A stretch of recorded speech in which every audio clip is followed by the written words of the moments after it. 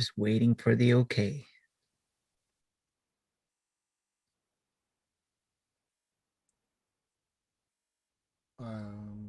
Still waiting for us to pop up on Twitch.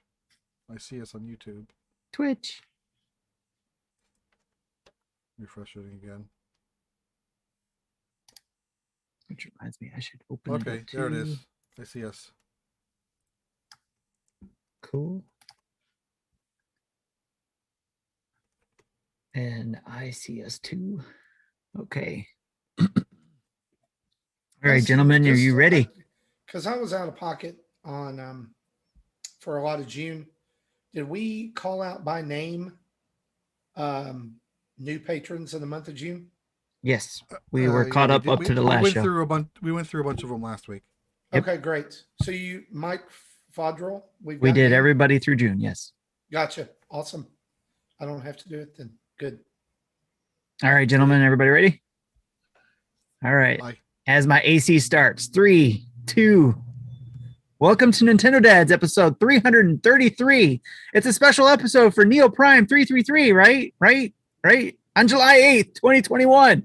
On tonight's episode, we talk about our thoughts, your thoughts, and social media's thoughts on the new Nintendo Switch OLED model and getting ready for the Skyward Sword launch this week. Jesse, you know what to do.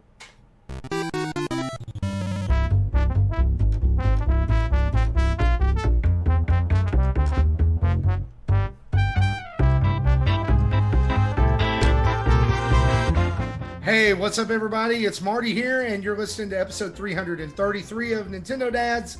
I am back, and boy, do I have some grievances to air out with you three.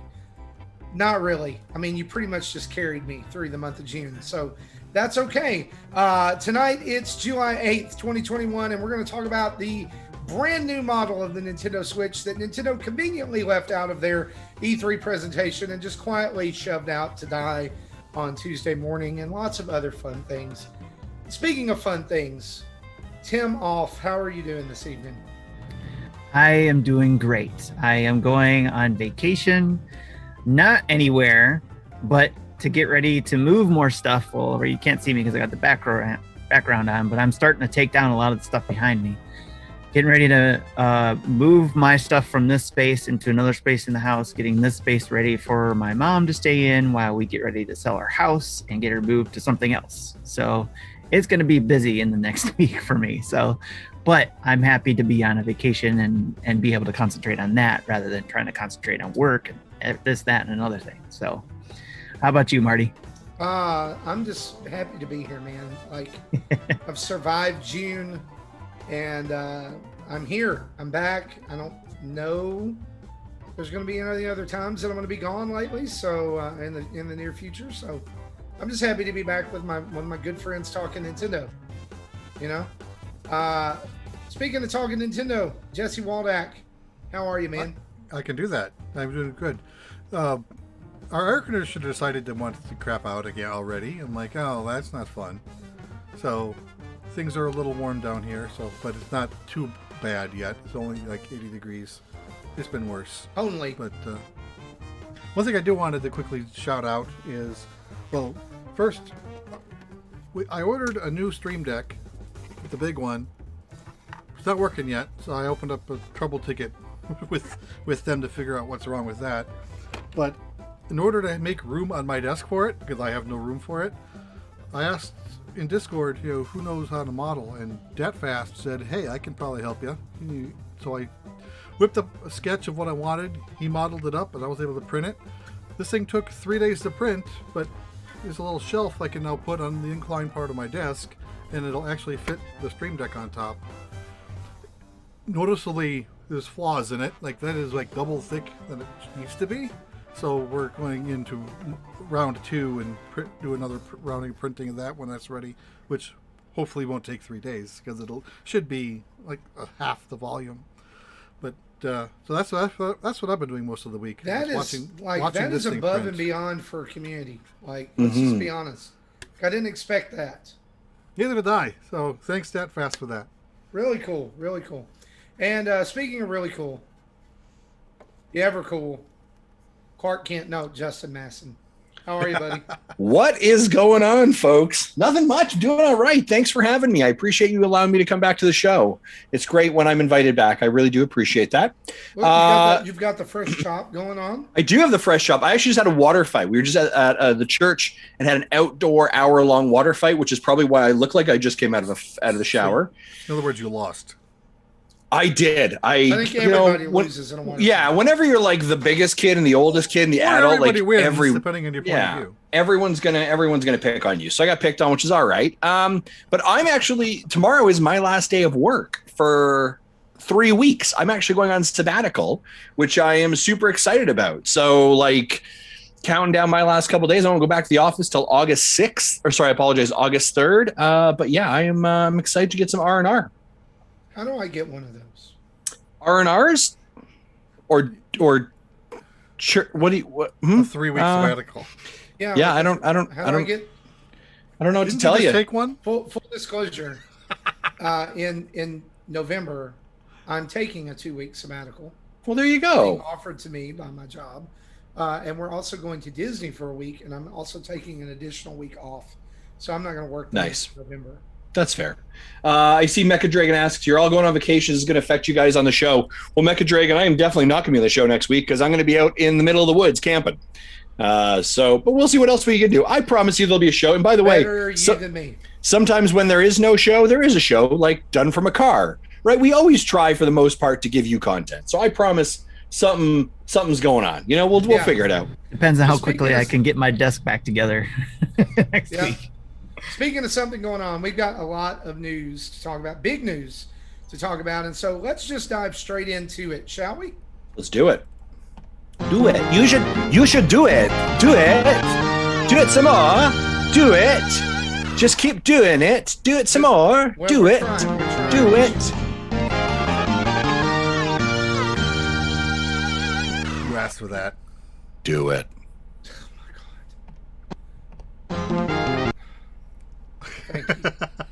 Thank you. God, you see what happens when... Anyway. Each and every week our show is brought to you guys by you guys over at patreon.com/NintendoDads, where for as little as $1 a month, you can jump into a fantastic community that right now is just playing golf. We're just hitting some balls. Playing some Mario Golf. And speaking of balls... I was going to say, is that a segue? Segue! Support for Nintendo Dads is brought to you by Manscaped, who is the best in men's below-the-belt grooming champions of the world. Manscaped offers precision engineering tools for your family jewels. Hey, by the way, Jesse, do we have that ad running right now with a... It's running right now. Nice. Awesome. I love it. It's sitting there right between yours and Tim's shoulders. I love it. I love having some... I'm going to leave that comment alone. All right. Well, anyways... Last week, since it was just Tim and me, it was right over my frame, so I was hiding behind it sometimes and peeking over it. Well, Jesse, let me tell you, Manscaped has just launched the 4th generation trimmer, the Lawnmower 4.0. I hear you have one, Marty has one, Tim has one, I have one. And let me again say that right, 4.0. And over 2 million men, join over 2 million men who trust Manscaped with this exclusive offer for you, 20% off and free worldwide shipping when you use the code NINDADS, NINDADS at manscaped.com. Let me tell you this, though. Maybe you're like, Justin, I already got a trimmer. I don't need this Manscaped and stuff. I'm good. So I already had a trimmer. Manscaped sent me a trimmer. I'm going to tell you what you should do. You need to go over to their website right now, and you need to click on the Crop Preserver. I use this, and I have been using it for over a year, and let me tell you, it is amazing. It is anti-chafing ball deodorant. And if you're putting deodorant under some of the sweaty areas of your body, why would you not put it on probably the sweatiest area of your body? Do you know what I'm saying? A little daub in the morning, a little bit of a rub, you're doing all right. You know what I'm saying? Just kind of. Can I just say it's a nice aloe as well. Go ahead, Marty. Listen, I'm just gonna say this: it's a fat guy's best friend. Yeah, it's hot, it's You're sweaty. out in the summer and you're trucking along. Yeah, you need some crop preserver. Yeah, let me tell you, I would. Between the anti-chafe ball deodorant and the crop preserver, go over there. I've ordered some more stuff coming in as well. I highly recommend and I used the it. code today because I'm an old guy. Yep. And I needed some nose care, because people are starting to like look at me and be like, yeah. And so there's this thing they have that it's called the weed whacker for your nose. I like the names of these products. The names of the products are fantastic. Quality of the product is fantastic. And I don't know if you mentioned this last week, but you can actually go in there and they have several subscription plans that actually take money off of the product on the front end. And you can cancel at any time. Yeah, and if you don't cancel, it automatically sends you out, like, every 3 months you get a new thing of deodorant, which is awesome. Tim, I want to follow up with you because, Tim, last week when I left you, I hear you're kind of nasty. I hear you're using your same below the belt trimmer as you are for your face. Nobody wants that. I don't know what you're talking about. How are you talking about? Don't lie to me. I rolled back the tape. I heard about you. All right. How are you doing now? I haven't tried it yet, but I'm not using that killing me down there yet. But I do have it ready. It's charged and ready to use. Good. Well, I expect a report next week. Ladies and gentlemen, get 20% off and free shipping with the code NINDADS at manscaped.com. That's 20% off and free shipping at manscaped.com. And again, use the code NINDADS, NINDADS. Unlock your confidence and always use the right tool for the right job, which is what Manscaped provides. Back to you. Awesome. Someone. And as you are using that code and saving your 20% off, you can be saving that cash for October the 8th, because this Tuesday, Nintendo surprised us all with the early morning drop of the Nintendo Switch OLED model, which is the brand new. Guys, can we just go ahead and call this is the Switch Pro? This is the thing that everybody's been talking about as the Switch Pro. This is the thing that was rumored. I would not call this a Switch Pro. Okay. Yeah. Well, we'll get into that here in just a minute. There's some people who are saying, yes, this is the thing. This is the Switch Pro. There's some people who are saying this is not enough. We're going to follow up on that here in just a minute. But let's talk about this sexy beast of a Nintendo Switch, right? Holy crap. The screen looks amazing.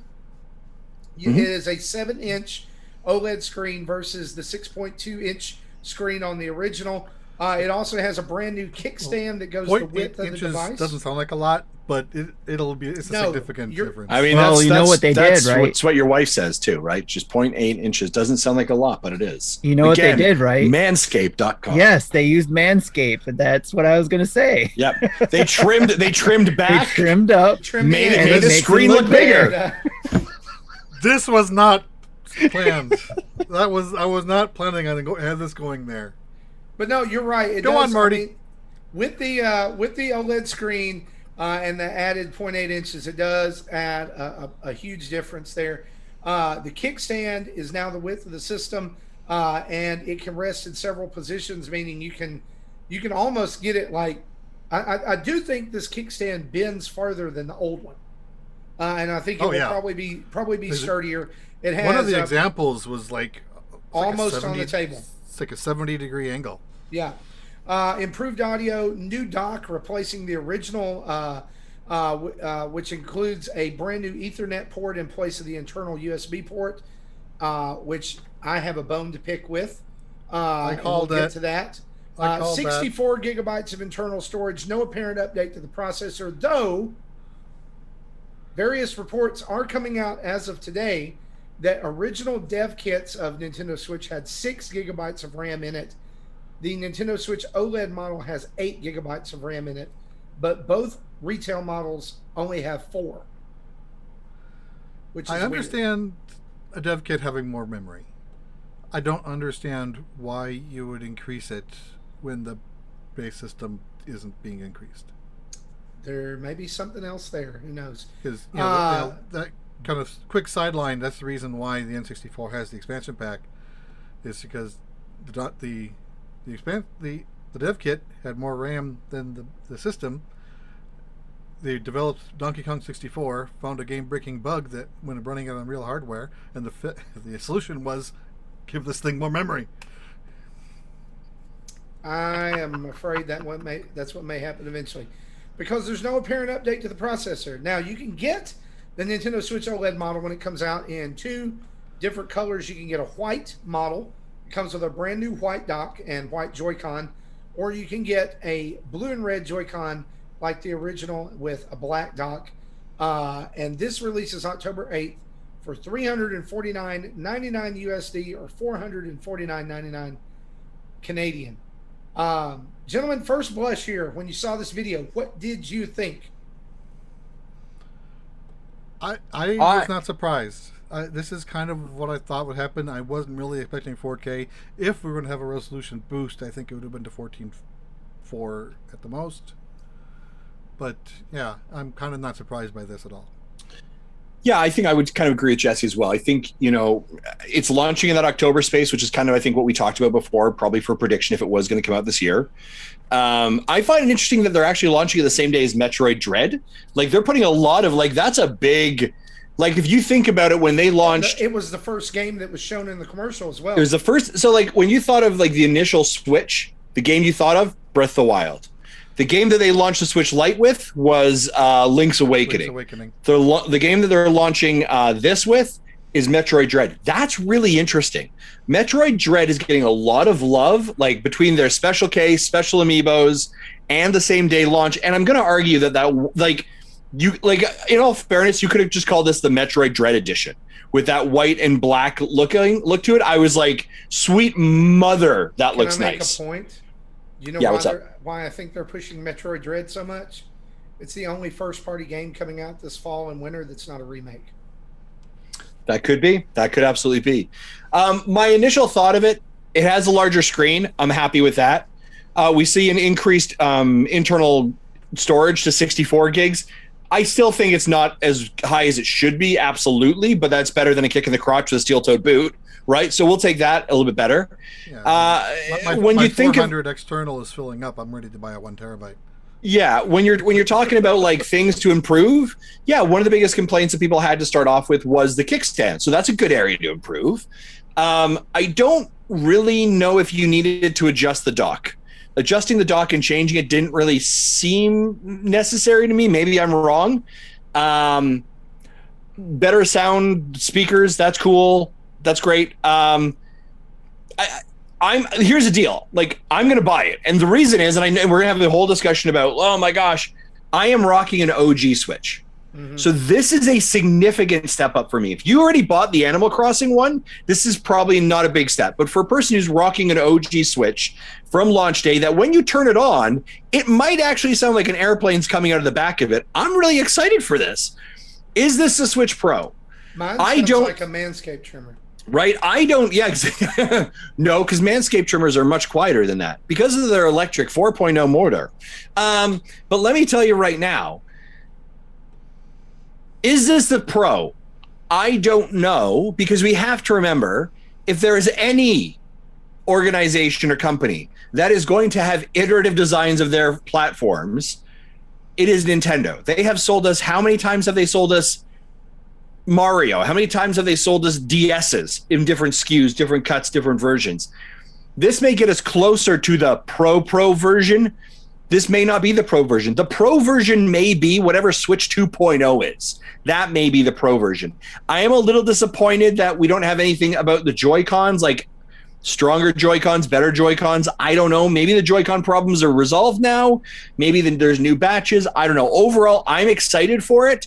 And I'm going to pick it up. Although I will say, when I showed it to my wife and kids, they were like, "What's the big deal?" I don't get it. They're like, "I don't understand why. What's so big? Why is this doesn't excite us?" And I was like, "That's a good point." To an average day consumer, they're like, "This isn't blowing my skirt back. I don't get it." Tim, what about you? My first initial reaction was as it started, I was like, "Oh yes, OLED, sweet, we're going. It's starting. Here it is, And then it went on to talk about these other things that went with it, and then that was it. Just the improved audio, the new dock, the 64 gigabytes, and the stand, and all that kind of stuff. But nothing mentioned about the processor. So. Yeah. Well, the thing that I thought of while I was watching this again and again a couple times was I am excited for it. Especially, I do like the black and white. I think it looks cool.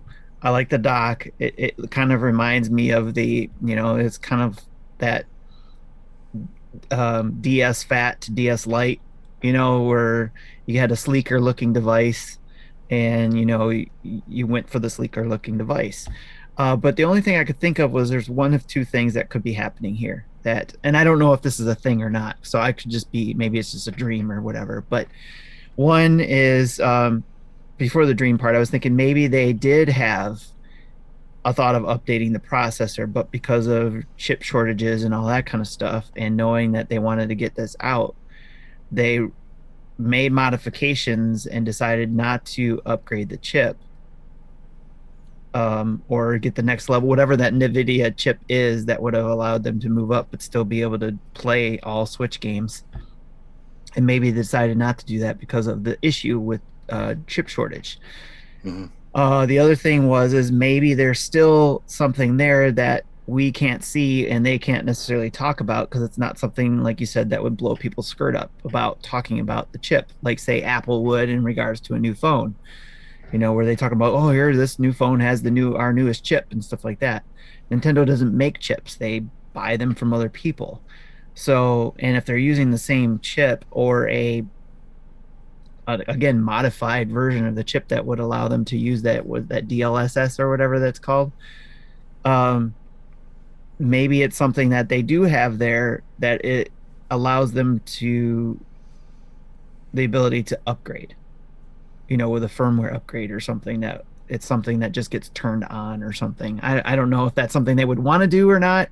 Again, I was just thinking of potential things that could be happening here.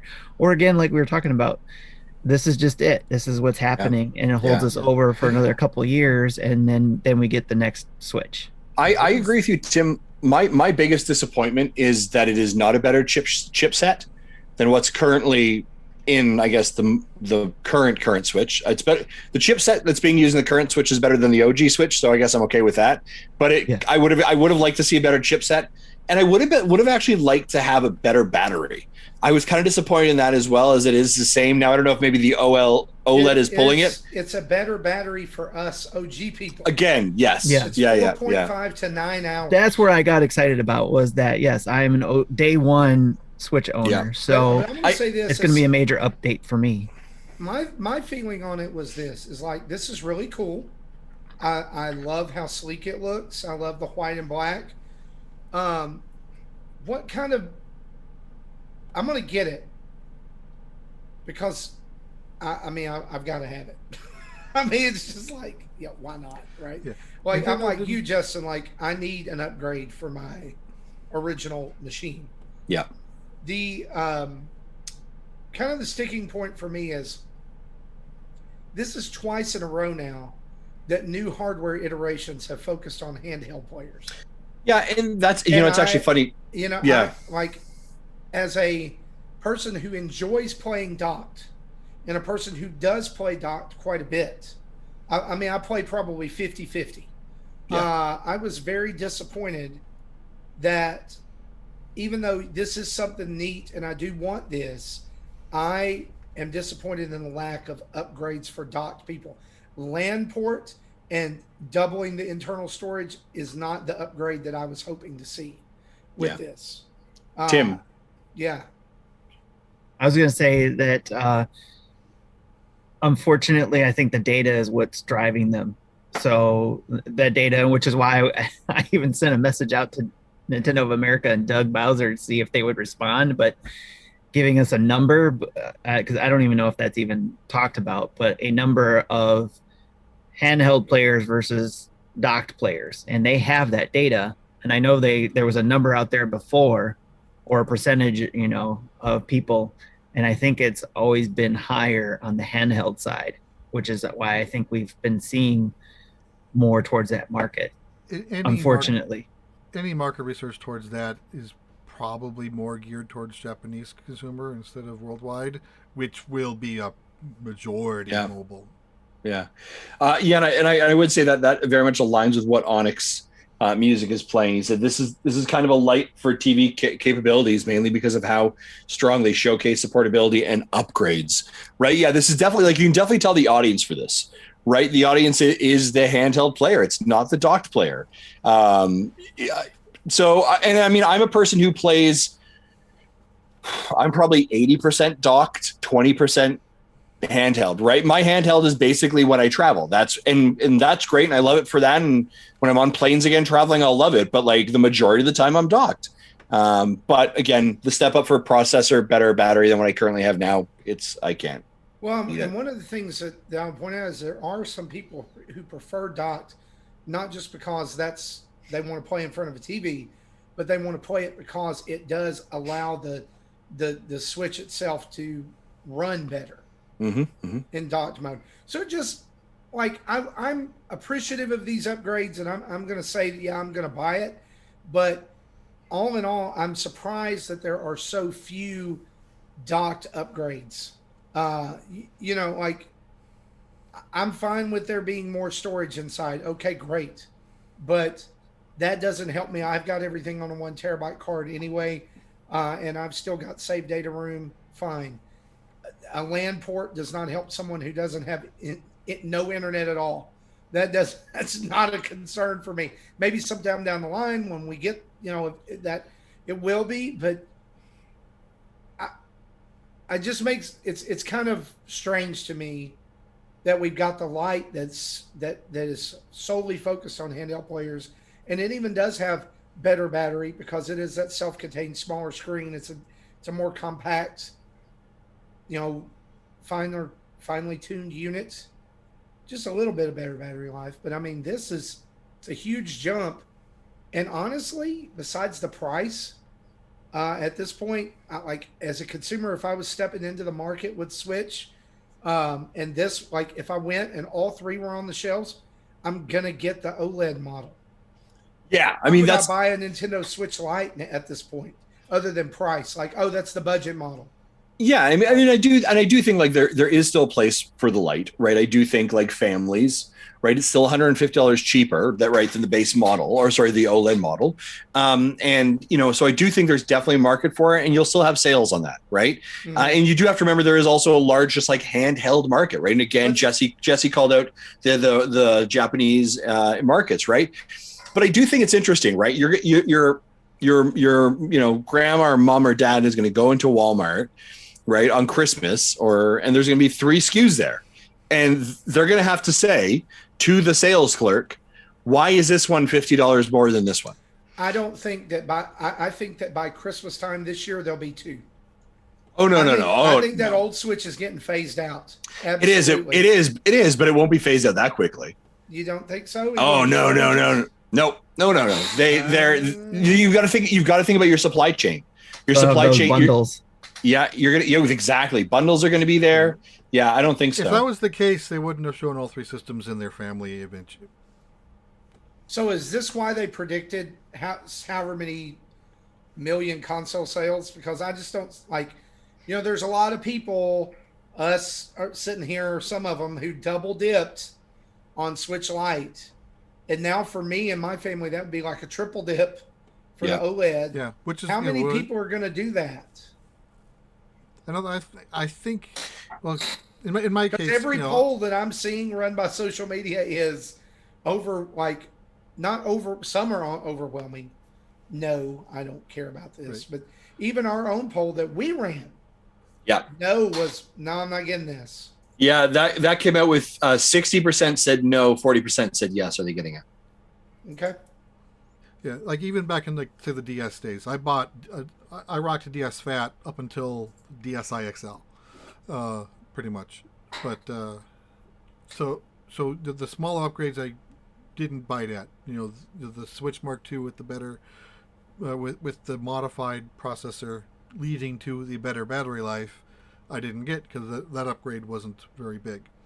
Going from Mark II to Mark III, again, if I had a 2, I wouldn't go for 3 because it seems like it's not a big leap. But I'm going from 1 to 3. So, 2 smaller leaps is bigger than 1 small leap. So, I think it's time for me to upgrade.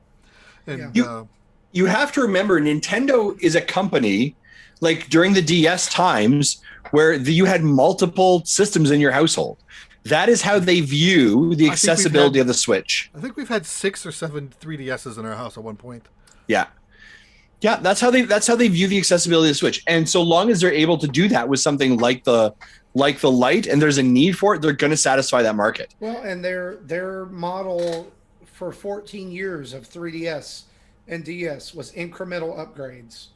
That went like, okay, here's the DS. Now there's the DS Lite, there's the DSi, there's the DSi XL, there's, and each time it was just a few little upgrades, but it was enough to make you want it, right? Mm-hmm. Yeah. And then there was a big leap from DS to 3DS. Yeah. But it took a while. It took a while. And I don't think that the Switch is going to have a 14-year console life cycle. No. But it could be 10. Yeah. Because we're already at 5. And, if they do a Switch Pro next year, then, which I'm not getting into that speculation. I'm not saying we've heard anything. I'm not saying we're speculating it. I'm just saying even if they turned around and did it in 2020, or 2022, I mean, that's still 5 years into life cycle, 6 years into life cycle, and that completely reinvigorates the whole line. Yep. But I wanted to ask you guys this, because there's only so much we can bandy about specs and price and what we think about it. A lot of people, of course, this did the typical Nintendo thing, right? Like it launched, there was a big groundswell of social media energy around it, and then once that kind of petered out around midday, all of the tweets started coming in. Nintendo didn't deliver. I'm so mad. This sucks. Da da da da da. And so I wanted us to talk about this kind of to round out this discussion. And I'm saying this statement, and watch my air quotes here. And for those of you who are just listeners, I will say quote. All right. So let's discuss this. Nintendo, quote, didn't deliver on the internet hype and rumors with the OLED model. Is criticism / outrage fair in this situation? No, I don't think it is. And here's the other part of this, and I want to be fully transparent to this. I recognize that we are part of this beast. We are part of this problem. We are a podcast that talks about hype and speculation. But we talk about it in a way of like, man, this would be awesome. But at no point did Nintendo come out and say, this is what we are going to do. Right? Also, just like a Nintendo Direct, Nintendo does not come out and tell you, this is what we are going to do. Right? But what happens is we begin in the internet and YouTube culture. And then people are still upset that they didn't do anything. Exactly. Internet culture and YouTube videos and clickbait and all this and rumors, right? When you think of like where these rumors start, rumors is like a bad game of telephone, right? I will tell you one thing and then I'll tell it to Marty and Marty will tell it to Tim and Tim will say it to Jesse and it will come back and it will have altered or changed or adjusted, right? And then we believe that is the truth. But the reality is it is not the truth. It started as something and then adjusted. If you look at Bloomberg's initial reports that came out, they mentioned the OLED component. They mentioned that information. Guess what? Nintendo delivered on that. What they didn't deliver on was that somewhere along this game of telephone, somebody added 4K and somebody added DSL, whatever. Right. And then all of a sudden, when those things don't come to fruition, how dare you, Nintendo? Ladies and gentlemen, Nintendo has not been in the specs game for a long time. Why are you shocked that they didn't give you 4K? They don't play the specs game. Like, come on.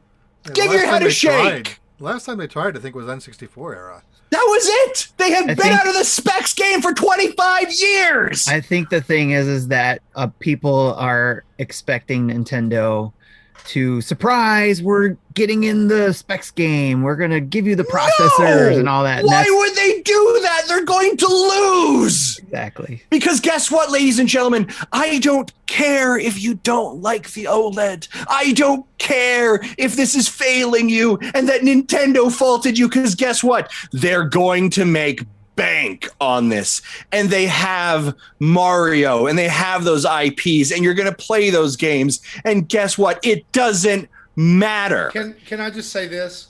You say they're going to make bank. There's already proof right here of about $1,500 of sales. Yeah. Am I right? Right. I mean, and people will say that and they'll say, oh, well, you're just Nintendo fanboys. I think we've proved here that we have reasons for wanting to upgrade. Right. And there how are many of us people who are bought going Mark to want II? to upgrade. 1 or 0? I'm going to say one more thing. I almost did like 2 weeks ago, and I'm so glad I didn't. So yeah, just because Nintendo puts out a product doesn't mean we are going to buy it, even us 4. I'm going to say one more thing. If you don't like the OLED Switch, and if you don't like Skyward Sword, and you don't like Mario Golf, then don't buy them. Like, you don't have to. No one's forcing you. It's okay. All right? Your opinion's okay. You don't need to buy them. That's it. It's okay. Because guess what, folks? Not everything's for you. Not every game is for you. Not every console is for you. Get over yourself. Well, you made a good point too. That Atari VCS says hi. You made a good point that it is their opinion, and their opinion is, they didn't get what they wanted and what everybody was hoping for. So they're disappointed, and they have until October to come around and figure out if it's something they want or don't want. So everybody, just like all of us, we're grieving we're telling, what we're disappointed in. But again, when it comes down to it, it's going to come just like the whole Pokemon thing, right? Everybody was disappointed with the new Pokemon game. They're all going to buy it. We're not going to buy this. It doesn't have the full decks in it, and all that kind of stuff. So I'm not going to buy it. And then, of course, it has, numbers that say otherwise. If you have chat open, check it out. It's kind of funny in there. On Twitch? Yeah, I'm seeing the Twitch chat pop off. But here's the problem. This is and the reason I'm kind of riled up about this, right, is I'm kind of riled up about it because this also happened like 2 weeks earlier with Mario Golf, when everyone's like, oh my God, tournament mode's not in it. Rawr, flip the table. Okay, then don't buy it. But Nintendo didn't give me the thing I wanted. Rawr. Okay, then don't buy it. Like, they didn't tell you it was going to be in there. You made an assumption, and you decided to make a decision on it. And yes, I know that 3DS version had it. That doesn't mean it's in the next one. Like, for the love of Pete. And Nintendo Dad's family of podcast contributor Dan from Retro Logic say the same thing. Vote with your dollars. It just blows my mind. Here's the thing. Nintendo will never live up to the expectation and the hype that the internet has created. Why? Because we have a thick nostalgia, and we believe we can all sit back in our quarterback chairs and tell you, if we ran Nintendo, here is how we would do it. Guess what? They don't need your opinion. They're doing just fine without you. And if you don't want to buy it, don't buy it. So shut up. It ain't for you then, and move along. And by the way, you're part of the problem. We're part of the problem. This is why I learned this lesson back in the Wii U days.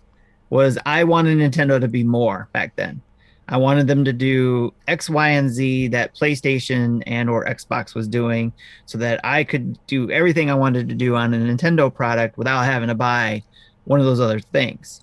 And they weren't doing it. They weren't doing what I wanted them to do. I got angry. I was like, I'm done with Nintendo. I don't want to do anything anymore with them. They're just not giving me the games I want. Of course, I wasn't done. I got, I still got things, like the DSs, the 3DSs, the Wii U, and all that stuff. But what I learned is that, okay, if you have the means, and I know not everybody does, if you have the means, go buy one of those other consoles. Go buy one of those other systems that scratches that itch that the Nintendo system doesn't. The higher graphics, or the story, the long narrative story that Sony does, or the multiplayer games that Xbox does, or even Game Pass. We've got people who are doing those, because you can go and play all these games in Game Pass that you can't play on Nintendo, so if you can, especially with the Game Pass thing, I mean, that's like, you pay, a good amount of, find a sale, you can pay a good amount for Game Pass Ultimate, and then you can have access to a lot of games to try. So on an Xbox, so there's ways of doing it.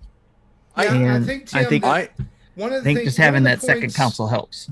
that I want to make to that is that having the second console does help, but there are people like me and I think lots of others who I'm kind of middle of the road on this. Like, I think it's one of those cases of high hopes, low expectations, right? But also on the other hand, I would love to see like it's the same issue that I have with no docked upgrades for the Switch OLED. I would like to see them be able to say on these big games where everybody's already asking it anyway, right? Like Doom Eternal, it's coming to Nintendo Switch, right? Sure it is.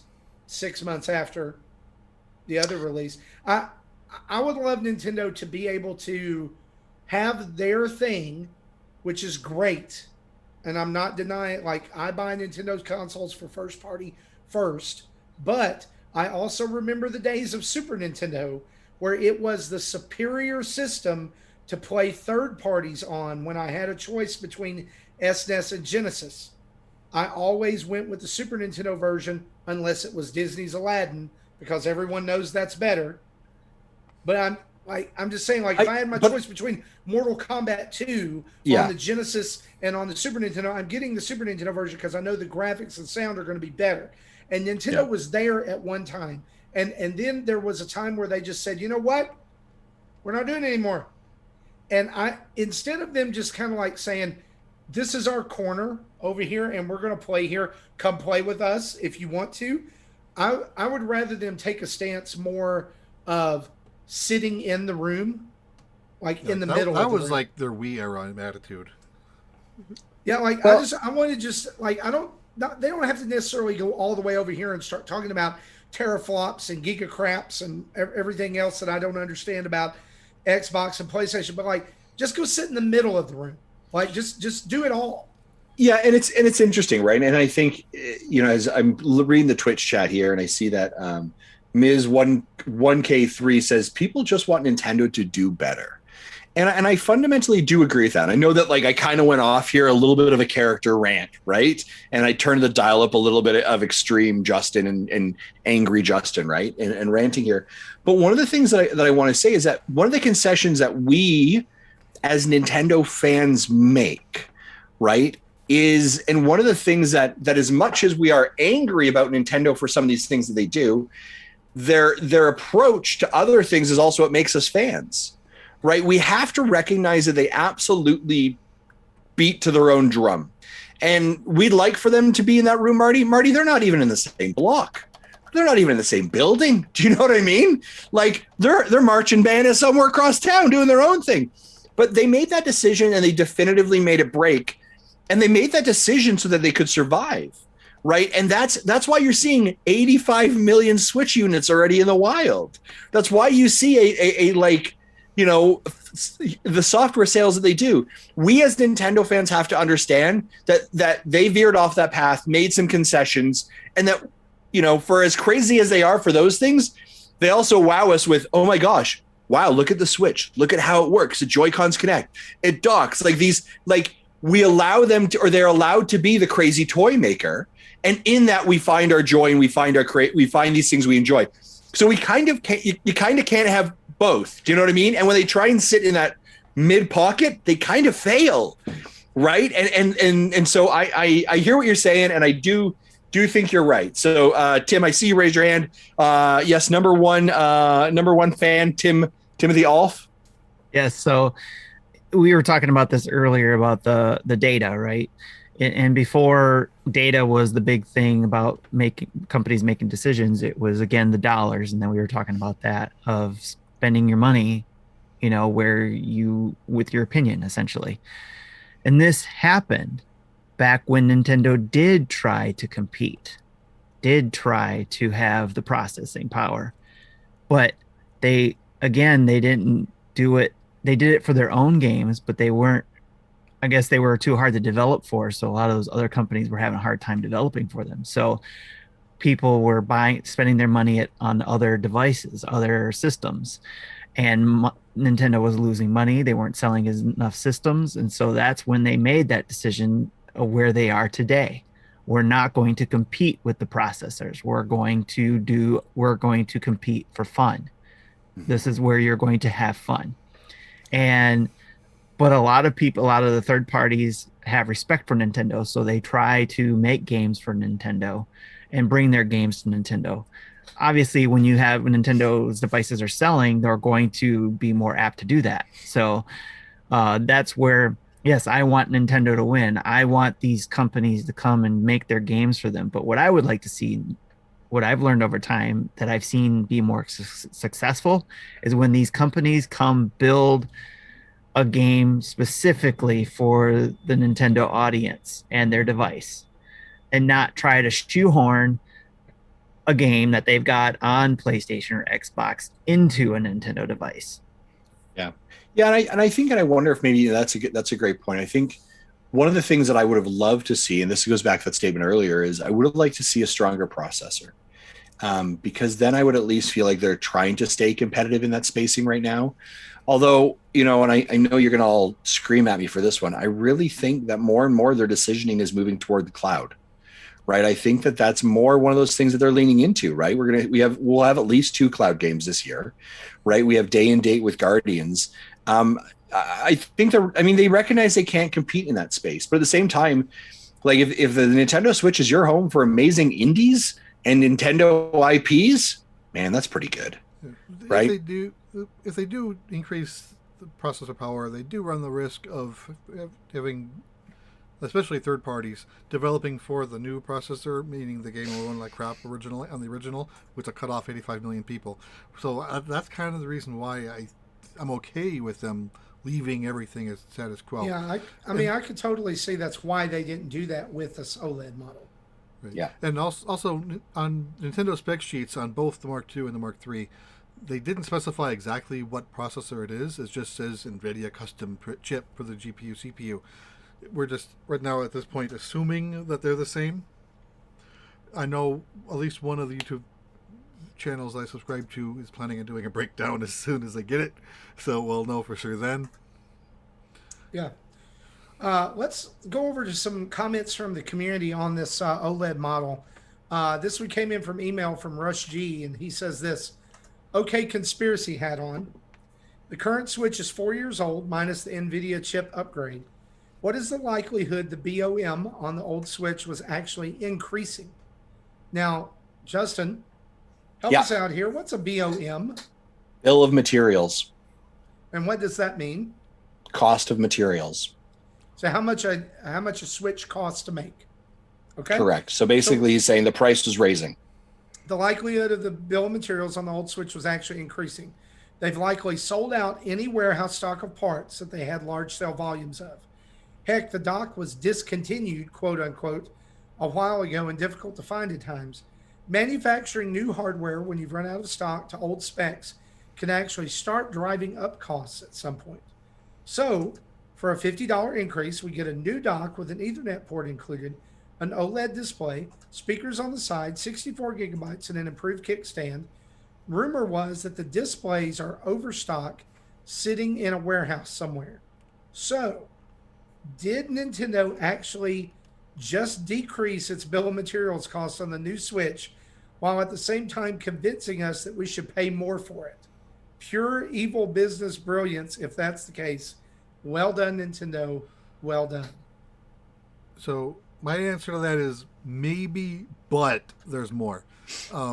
Profit isn't just the difference between cost materials and revenue in. There's a whole thing called R&D, which is a cost suck with no revenue. So in order to be profitable, you not only have to cover your BOM, but you have to cover the R&D. Which again is not something that they expect to do in a year. That's something they expect to do over the lifetime of the product. That's a great point. Any other comments to throw back there to Russ? I think it's interesting. Very well possible. Costs have increased, right? That's a definite thing. They can justify, I think they can justify the extra $50, right? Probably. But there are other costs associated with it. I think it's a good point. It'd be very interesting to see. I'd love to see the sales numbers and all this as well. So materials is going up in price everywhere. So that didn't surprise me when I saw the $50 up. Especially You with know, the cost of raw materials is going up due to Yeah. its scarcity and continued scarcity. I But just before think we- that Go ahead. for a $50 increase, that what you're actually getting on the OLED model is actually a pretty good deal, Just right? the cost of the memory space is probably worth $50 alone. Everything else is just So just I think see. about it this way: you're just getting a free OLED screen. yeah. It's a good way of looking at it. It's a good way of looking Yeah. at it. There was something else I wanted to mention, but I forgot. But Okay. what kind of this is kind of a funny comment. So I saw someone on Twitter say, "Hey, look, Europe's getting it on August 10th instead." I'm like, no. No, that was the date John that- from Dad's After Dark. It was John. I'm like, no, the Europe puts their dates in day, month, year format, so that still is Those October 8th. crazy, those crazy people. It took me a while to get used to it. I'll tell you that right now. From Patreon, Jesus Amata says this: I'm probably going to get a lot of flack on this one, but the OLED model doesn't really appeal to me. At this point, I could take it or leave it, as it is not necessarily for me. I play my Switch about 80 to 90% handheld, so I see the appeal, but at $350, I think I can wait for a Pro or Super model. I don't think that Nintendo under-delivered, as this is what they did with DSi and the 2DS. It's the same hardware, just slightly revisioned. I don't think they want to alienate millions of Switch owners by going with a new generation of consoles that play different games. And the way they implement the game cartridge, changing things up, and needing other formats might make it difficult to switch to. This is the way that Nintendo operates, and we need to understand that. Nick from Game Pass News, also a Nintendo Dad's Family podcast, said this. Actually, I think this plays into the criticism and outrage question. You shouldn't take flack for a grounded criticism, but now it's just as cool on the Twitter machine to talk about not hating on things. There's a difference between your criticism and others' hate/outrage.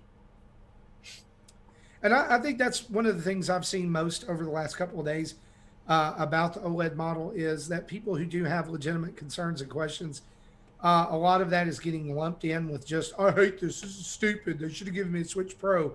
And everybody like piles on that. And then there's this definite pushback of don't ever say anything bad about anything Nintendo does. And I think that we have to let's exist in the gray there. You know, one of those is like one side of the pendulum and the other. Let's go to the middle where balance is. And let's talk about some of these things like adults, right? I mean, it's okay to not like this. Like Justin said, don't like it, don't buy it. It's okay to buy it even if you have some criticisms on it, you know, and wish that there was more. Like me, I mean, there's all kinds of people in the world. You don't have to fit into one box. It's not just you either love it or you hate it. Yeah, you can still like Nintendo and their products and still be critical of them. That's called using your own brain and thinking for yourself. And for clarity, like again, I went off my rant like 20 minutes ago. There are some things I don't like about this. I really wish they had done better jobs in certain things.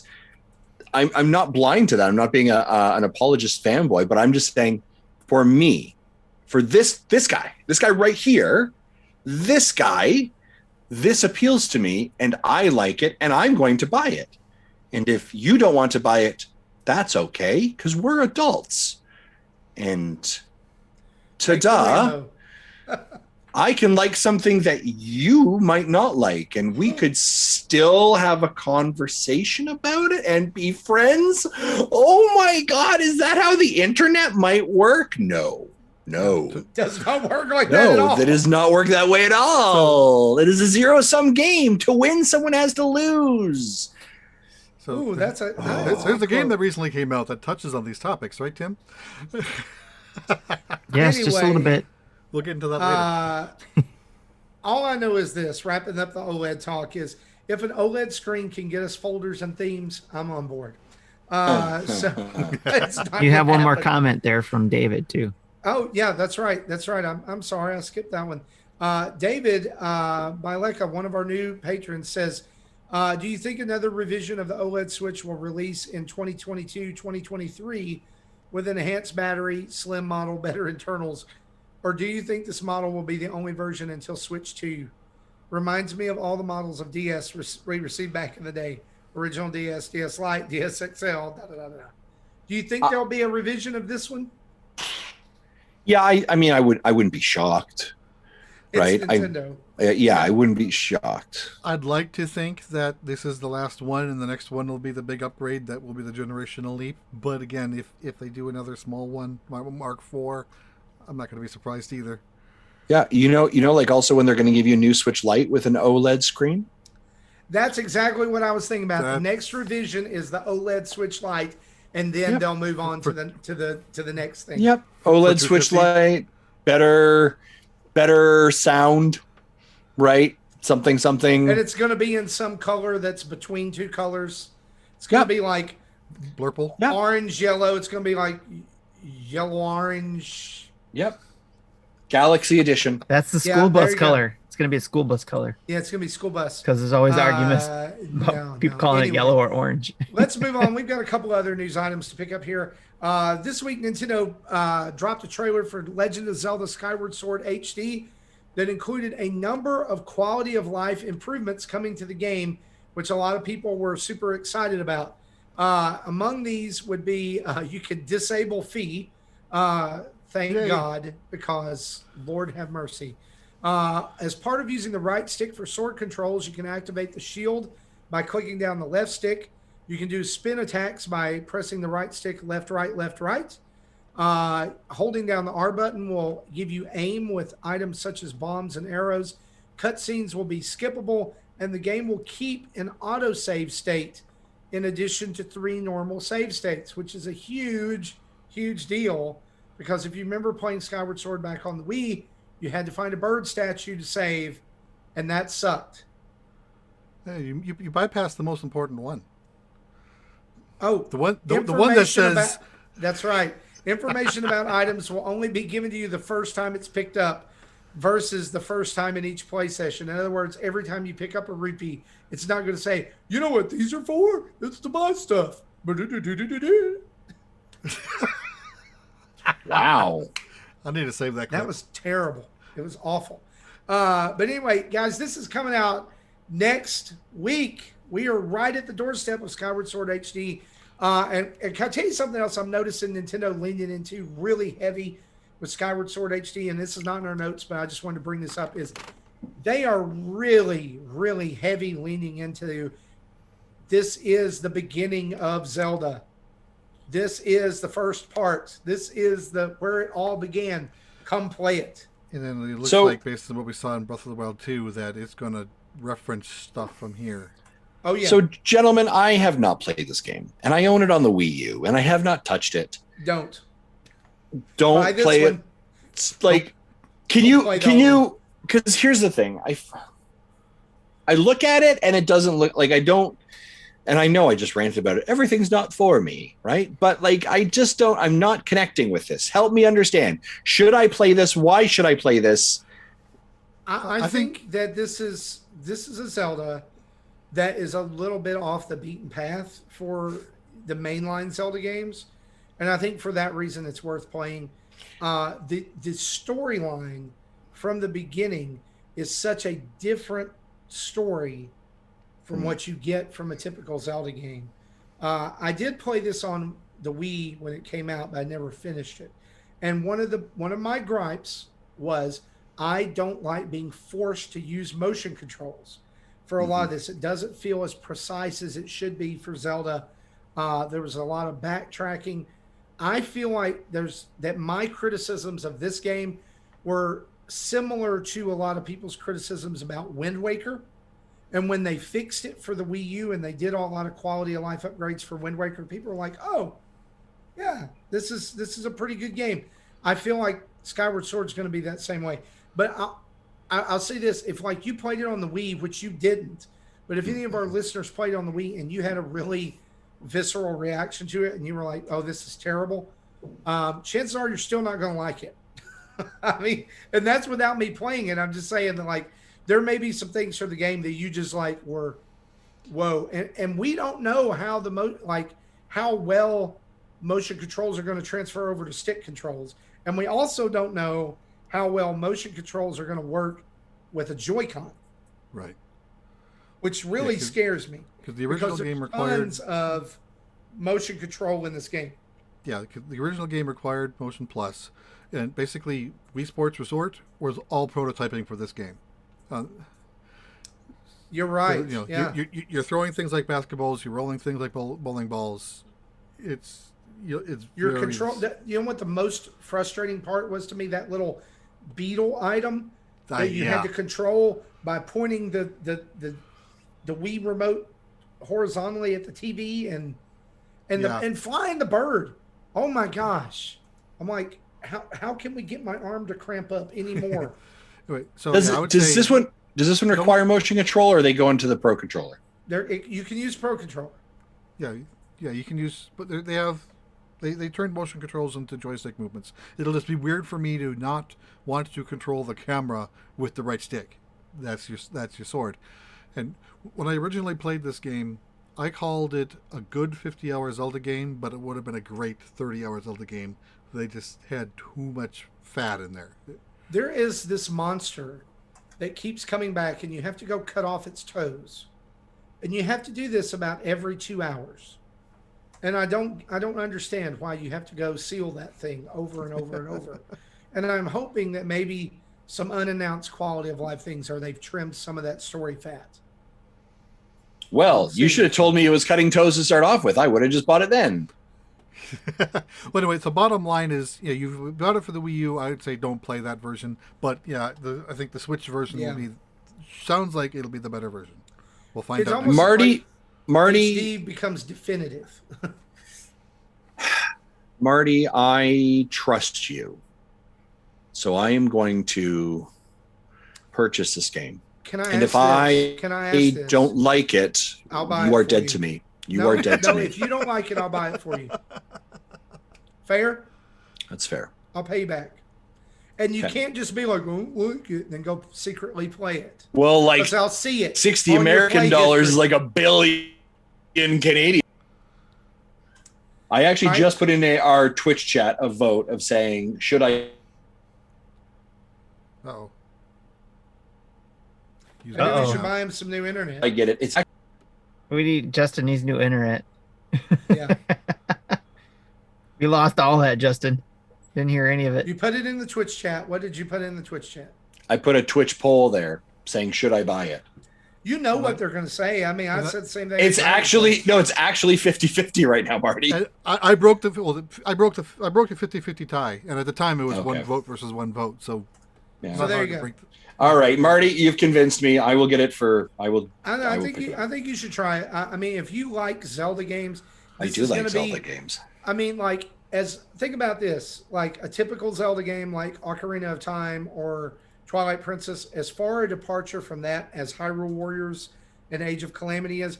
That's about as far a departure from that as Skyward Sword is, just based on the way it plays alone. Okay. And I think the story's worth experiencing. And I feel like it's going to be linked into Breath of the Wild too. We've seen a lot of references there. There is a reason this game is coming out when it did. The game is more linear, probably more linear than most Zelda games, but it still has the normal types of dungeons. Most of them are very well designed. That will take your normal hour or two to get through them. So So I've played through this game twice on the Wii, and I'm looking forward to playing it again. Okay. So to round out our news this week, a couple of game release announcements and updates. Pixel Puzzle and Watch Collection has been dated for July 29th. We know Jesse will be picking that one up. And also Danganronpa Decadence has been dated for December 3rd, which is also the same day that Advance Wars 1 and 2 Reboot Camp comes out, so nobody's going to buy that. They're just going to buy Advance Wars. So they're sending it out today. Let's talk about a couple of events, shall we?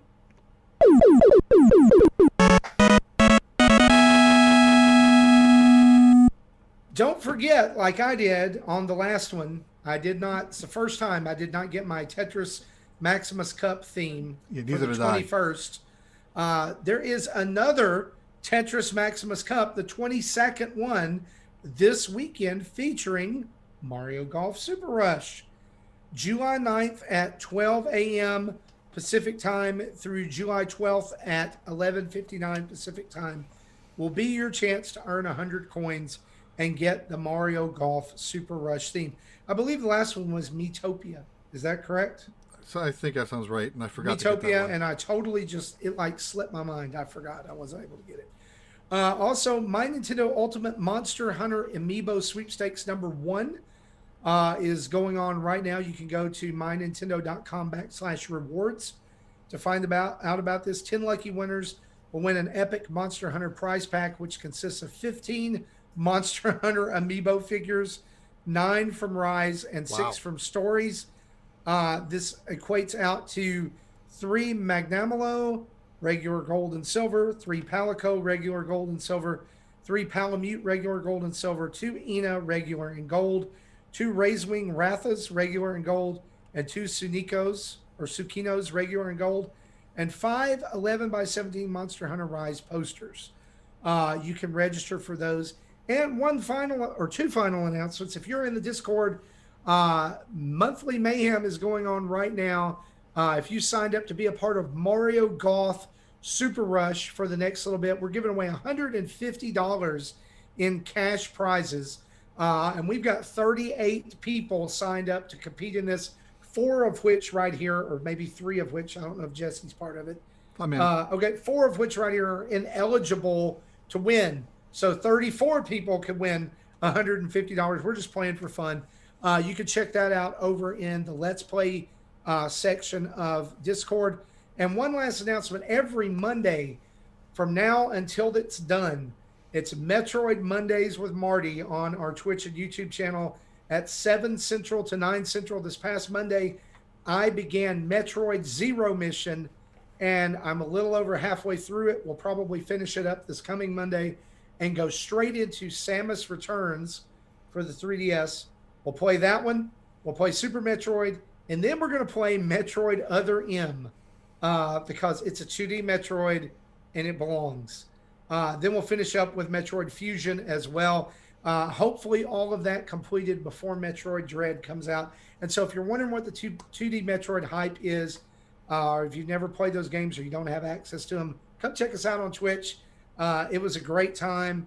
I only had to get into a guide once, but that's going to change. I'm not going for 100% completion or anything like that.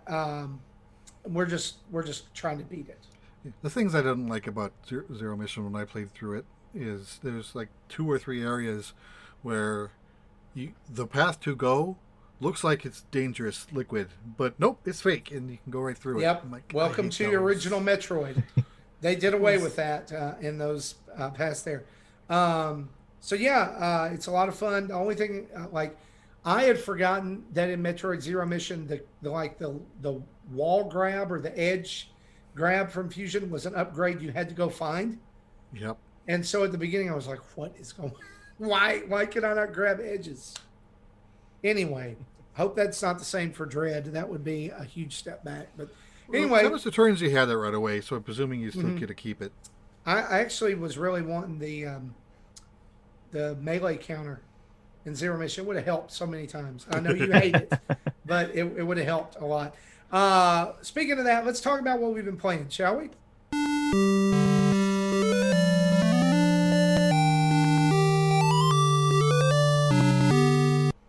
Let's go here on my screen. Let's just go clockwise. So right here in the box below me, Justin Masson, what have you been playing? Oh my gosh, you went to me first. Yep. I see that there's a game that we've all been playing, which is Mario Golf. So maybe we'll all talk about that together, other than Jesse, but I think Jesse, you could talk about that as well. So I will call out a couple things. I am going to talk about, I played, we got a copy of Destroy All Humans. This came out last week, I believe, or early this week. And this is a mindless, campy, over the top game, and you play as an alien who has come to Earth to destroy all humans. And it's placed in like 1950s, 1960s kind of. It's got like this kind of like, oh my gosh, old time radio, ladies and gentlemen, gray space people are here to take your brains kind of theme, and Roswell, New Mexico, Area 51. Men in Black, kind of apple pie, Americana feel to it. And it is a lot of simple, just like turn your brain off and just, you destroy people, you destroy fields, you have to abduct cows. It's a bit of tongue in cheek. It reminds me in some ways of Marvel's Ultimate Alliance, right? In that I've got it on the handheld, I'm sitting back, I'm not like super invested in the game, but I know that like what my objective is. Here I have to, kill all the people. Here I have to steal the cows. Here I have to, and each level has like multiple objectives or tasks that you can complete in there. And there's a skill upgrade, and you can upgrade your weapons, and you can upgrade your UFO. Again, it's a lot of fun. This game, I believe, was actually released on the PlayStation 3 a while back. So that's something to think of as well. The second game I've been playing, I have a Let's Play of it coming out tomorrow, our first look, which is A Plague Tale Innocence cloud version for the Nintendo Switch. And so this was announced at E3 that it was coming out, and it came out this week. You know me, I like to try cloud games. This one plays really well, actually, as a cloud game. It's placed in France, 1300s, kind of during some of the Dark Plagues and stuff like that. And it is. I saw the conversation here earlier about like our video games art and storytelling. This is such a fantastic job of grabbing you and telling this really cool tale. And I did the first chapter, and essentially you're out exploring the world. Something bad happens. You go back to your house to tell your mom. More bad things happen, and you have to escape with your younger brother, and it's a stealth, like getting out. You're having to hold his hand. You have to like keep him quiet. You can't go too far from him. You're throwing rocks to distract guards, and so they walk off to go find out what that is. You have to sneak around. It reminded me very much of Metal Gear Solid 2, actually, with kind of those stealth elements and like trying to trick soldiers and guards. It is super cool, and the storytelling, you're going to watch the video. It comes out tomorrow on our YouTube channel. I was on the edge of my seat. My palms were sweaty.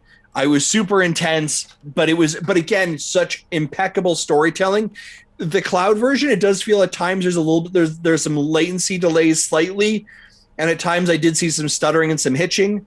But again, all of those things kind of fall away when it's a really cool story that has you engage and is a good storytelling. So I would really definitely recommend A Plague Tale Innocence, again, cloud version. It's on the Nintendo Switch right now.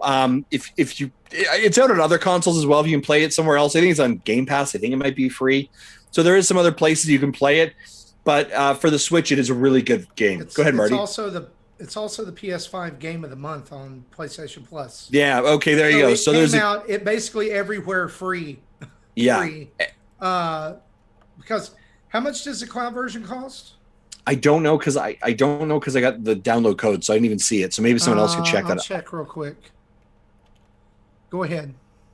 But I also believe it has been announced that the follow-up to this game, A Plague Tale Requiem, has been announced for the Nintendo Switch also. And so that will definitely be a cloud game. But I very impressed with it. Very, very cool. Definitely not a family-friendly. Okay, 40 USD. Okay. So definitely not a family-friendly game. There is some definite gore. There is some violence.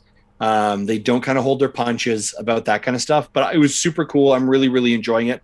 Couple of things I will say. I'm playing some more Apex as I am.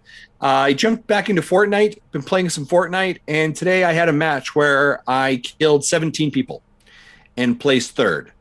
Fire. You know what I'm saying? This guy is on fire. All right. I was very worried that this season would not be good. Man, I'm loving the alien weapons. It's good stuff. I'm really enjoying it. I'm behind, but I've got a month. I've got this month. I'm going to catch up. And I noticed this does not change until like the end of September or like the end of August, maybe early September. I think it's early September, I think. It's a long season. Yes, they know that people are out of pocket. I will say this about Fortnite. Locking the July 4th or the summertime collectibles behind creative crap that you had to do was just an awful decision. Yeah. Because those modes were awful. Yeah, I didn't even go for it right here. I'm going to say it right here. And if it gets me negativity, I don't care. I don't understand why people would play Fortnite for creative mode. I don't. It's garbage. I don't want to do it. Like, I sat through this. They were like, do the O2 challenge.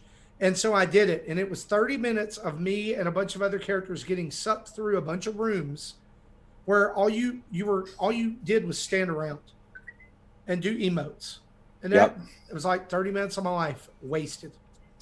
Yeah, I didn't even bother. For the younger players, I think. Yeah, my son loves it. By the way, Sammy says hi. Hey, Sammy. Hi, Sammy. Stop playing that garbage. I try to tell him. He loves the parkour ones that they do. So yeah, it's interesting with Fortnite is I'm still struggling with Apex a little bit. Like, I'm not as good on that.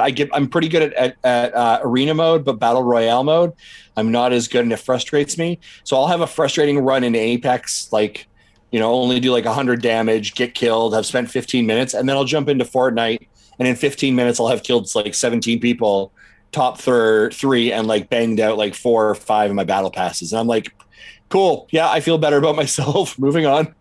So yeah, I do see again. I see here that we all have Mario Golf. Do we want to talk about Mario Golf now, or do we want to?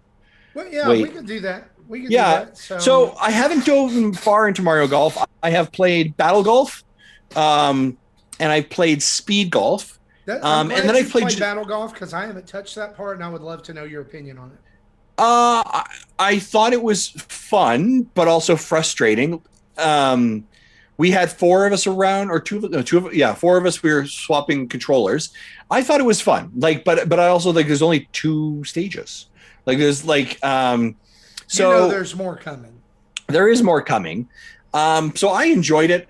Speed golf, I really enjoy. I think that's a lot of fun. And then I was just playing like normal golf with my daughter, and we just sat around one Sunday morning and we just played like 4 or 5 rounds of golf. Had an absolute blast. Really enjoyed that. She actually beat me all the time, which was really great. So that's a good experience for her. It's a good experience for me. It's good family bonding time. Yeah, it's my kids have jumped in on this with me more than any other game. Yeah. So to me, that's a huge plus. Yeah. Like, we just jumped in like Saturday. We'd all gotten home from camp, and we were all kind of sitting around chilling. And they're like, "What do you want to do?" And I was like, "Well, I was going to play some Mario Golf." And they were like, "Well, let's play it together." And at first I was like, nah. And I was like, you know what? We're all learning together. That's cool. Yeah. And we had an absolute blast. My oldest daughter has been like, actually both my daughters have been like, "Hey, yeah, can I play?" And so they're really into it right now. So like, that's that for me. There's the value. There's the money right there. Yep. I haven't gotten into the career mode at all yet. I just haven't really had a desire to. And then the other part of it is I've been playing it for our tournament.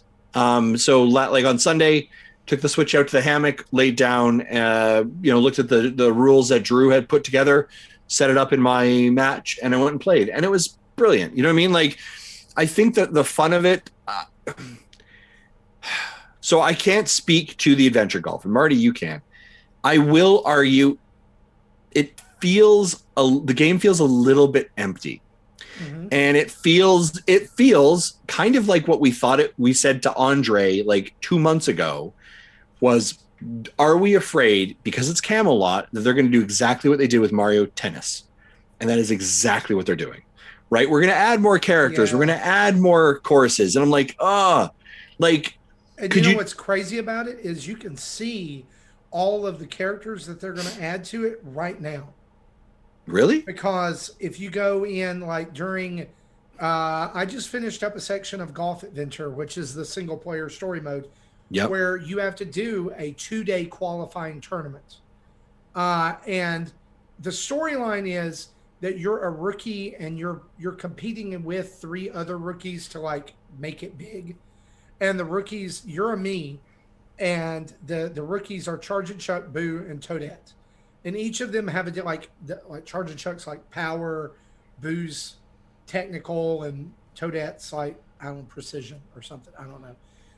And I've seen Charge and Chuck do like 5 putts to get it in, so he's a lousy putter, but he can so, smack the ball off the tee. Yeah, so the thing is that at this tournament, they're like, it's going to be you guys competing plus some big leaguers. And I'm looking at the big leaguers and I'm like, Morton, he's not in the character list. Magikoopa, he's not in the character list. There were a few others I noticed. I was like, Spike, they're not in the character list, but they're coming. Because Mario Tennis did the same thing. Like they would have, it'd be like, the mission would be like Mario versus Magikoopa on a pirate ship to hit these certain type of ball back. And then later on, guess who shows up? Magikoopa is one of the playable characters, or Boom Boom, or something like that. Now, I have really enjoyed playing with King Babam just because it's King Babam. It's funny. That's fair. Yeah, I like it's it, like it, being it, carried by. Yes. And again, I haven't played the entire thing. The portions I have played, I have enjoyed, right? But it does feel a little bit emptier than I think what we were anticipating. I just get pulled back to Mario Tennis, where it was, oh, look, now we've made this update. Now we made this update. And we talked about this. And I'm like, and Nintendo has said, like, we're going to have a strategy to support this. And you're like, content roadmap. Yeah. Like, well, why don't you just, like, if you could just give it to us finalized. I guess here's the thing. Nintendo has had like some really great successes on the Switch. I would argue that like Mario Kart 8 Deluxe is like the pinnacle version. Super Smash Bros. Ultimate, the pinnacle version. Mario Odyssey, the pinnacle version. Breath of the Wild, the pinnacle version. They have done some really great jobs. And then they transition to these ones that are like, it kind of feels like you cheated on someone, like you copied off of someone's homework and only copied some of it, right? Like it just feels a little bit thin. And again, I can't be upset about it. Again, the argument could be, Justin, if you didn't like it, don't buy it. You're 100% right. I bought it because I know our community was playing it and I wanted to be part of that conversation and play with friends. And so already playing with my kids, playing with my friends, value done. I'm cool. I don't mind the $80 I paid for it. We're good. But it just feels thin. Like sometimes you think you're going to like it, you buy it, then you find out you don't like it. You can't unbuy it at that point. Yeah. My thing is this. With games like this, Mario Tennis, Mario Golf, both this way. If you're going to sell us an incomplete game, sell it for an incomplete price, and then make us pay for the DLC. Don't make us buy a $65 game after tax and more for you guys up in Canada. Don't pay. Let us pay for the base game, $30. And then let's decide if we want the DLC after we play it. I got burned on Mario Tennis this way because I thought I would enjoy it. Mario Tennis was a lot more technical than I wanted it to be. It was a lot more difficult than I thought it would be. I just, like, when I think Mario Sports, I think pick up and play. I wish that's what they were. But, like, tennis and even this golf are skewing to be, yes, they're Mario, but they are more technical than I might like them to be. Now, I will say that, Justin, I mentioned this to you before the show. Playing the golf adventure mode helps with learning technique. As someone who does not golf in real life, has no care about golfing in real life, I don't know what a lie is. I don't know what a run is or a chip in or any of that. This game does a great idea. Or it does a great job of teaching you those things and then reinforcing it.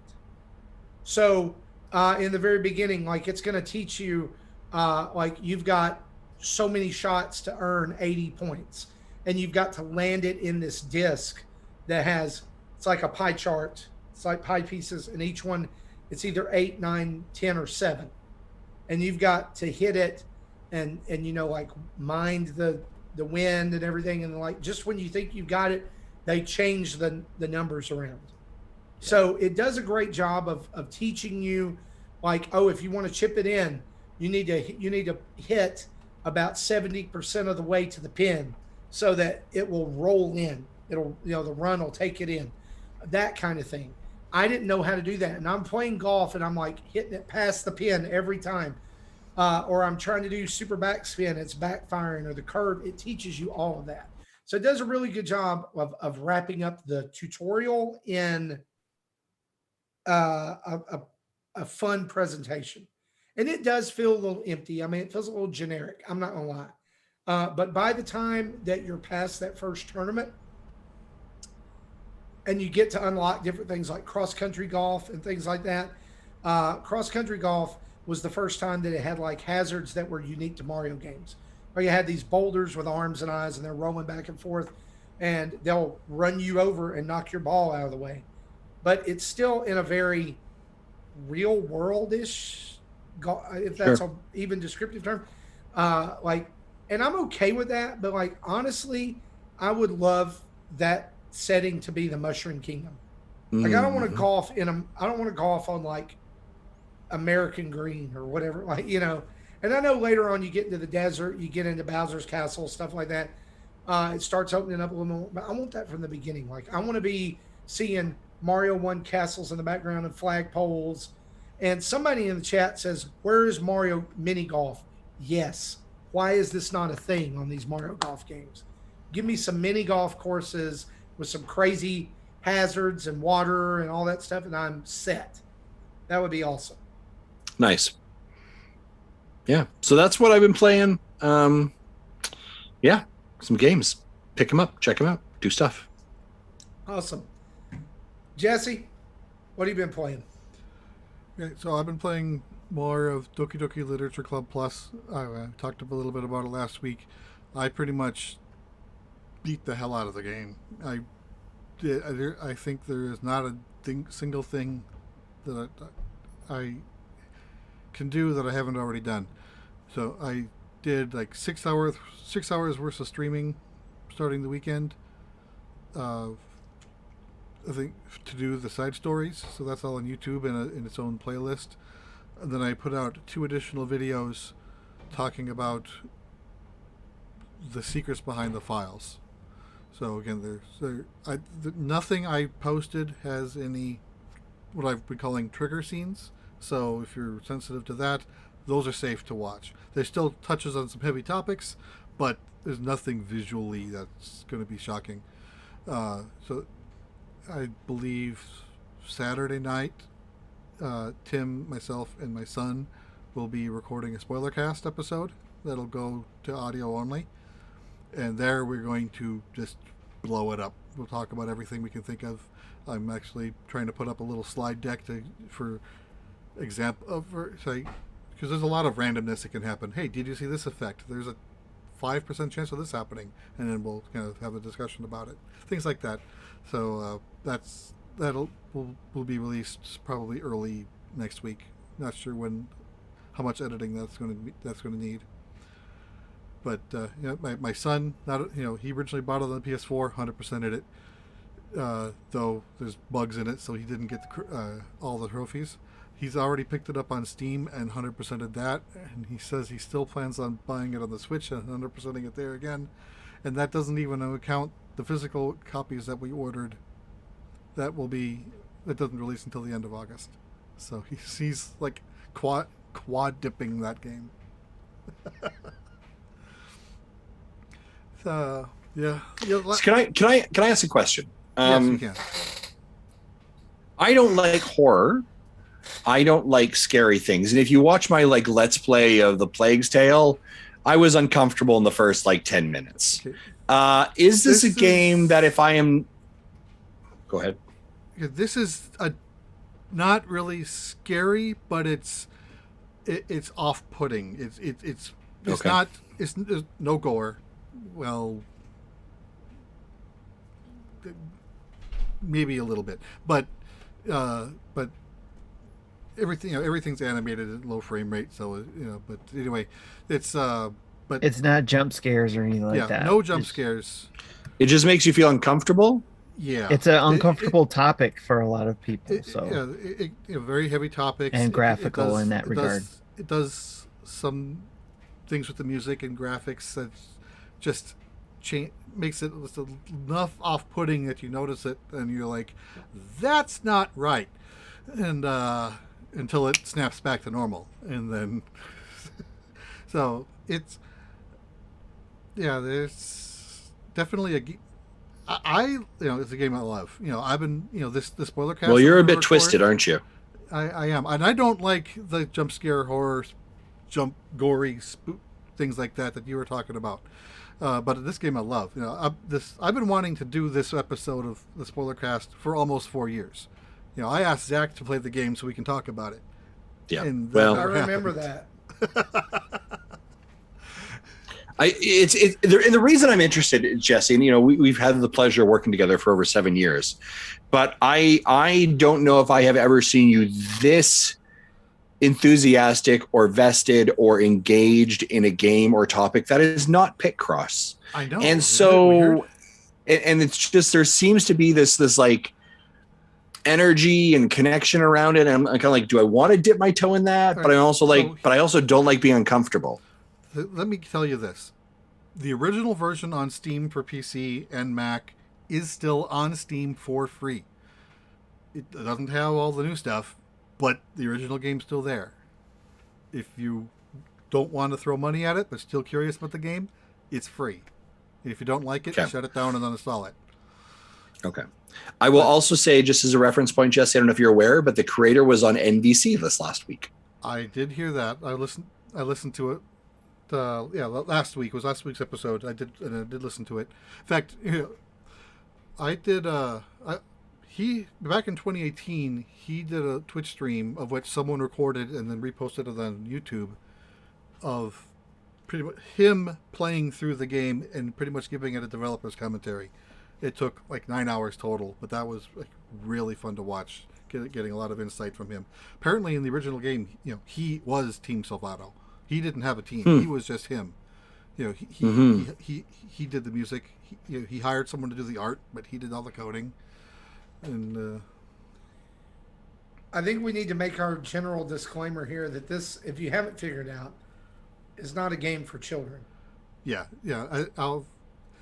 I know, like, or if you're dealing with depression as well. I think it was or a 40-year-old man. I don't know. Do you know what I mean? Mecha Dragon was the one who pointed out, it's like every time they talk about the show, they say it's not for kids, or they talk about the game and they say it's not for kids. It's because it's not. It's not for kids. It's not for kids. Yeah. So the reminder, do not play. Don't let your kids play it. Don't let your kids watch you play it. I told John, because he was thinking about it, Megadance John, that normally you'd say, don't let the little ones watch it, but the teenagers okay. I said, you probably are more concerned about your girls than Adam's boy. Like, and that's the thing. You know what? I think I am going to stick to not playing it then. I'm sorry. It's one of those games I'm really curious about, but like, it's also one of those things, like, if it's on my Switch, there's a possibility it gets booted up. Yeah. By my son, and he doesn't. Marty, I went ahead and read the all of the plot, and he doesn't need that. But Marty, you're aware of the parental control lock features on the Nintendo Switch, right? If not, there's a podcast that can help you with that, or a YouTube video that I'm sure we have. Mecha Dragon goes, can someone confirm if the creator was also part of Project M team? Yes. Dan Salvato is a big Smash player. Actually, Brent did Pro Circuit for a while, and he was on the Project M team. Cool. In the original, I don't think it's in the Switch version because it would be in all the versions. But in the original game, there's actually one of the dialogues that can happen actually slightly starts to bring up Smash Brothers, and then, nope, I'm not going to talk about that after all. And it's a little teaser because he worked on Project M. Cool. Tim, let's talk about what you've been playing. I do have one more game. Yeah, I was going to say Jesse has one more game. Do we have time about this? Yes, because it's not good. And I don't have anything good to say about this, so I'm just going to sit back.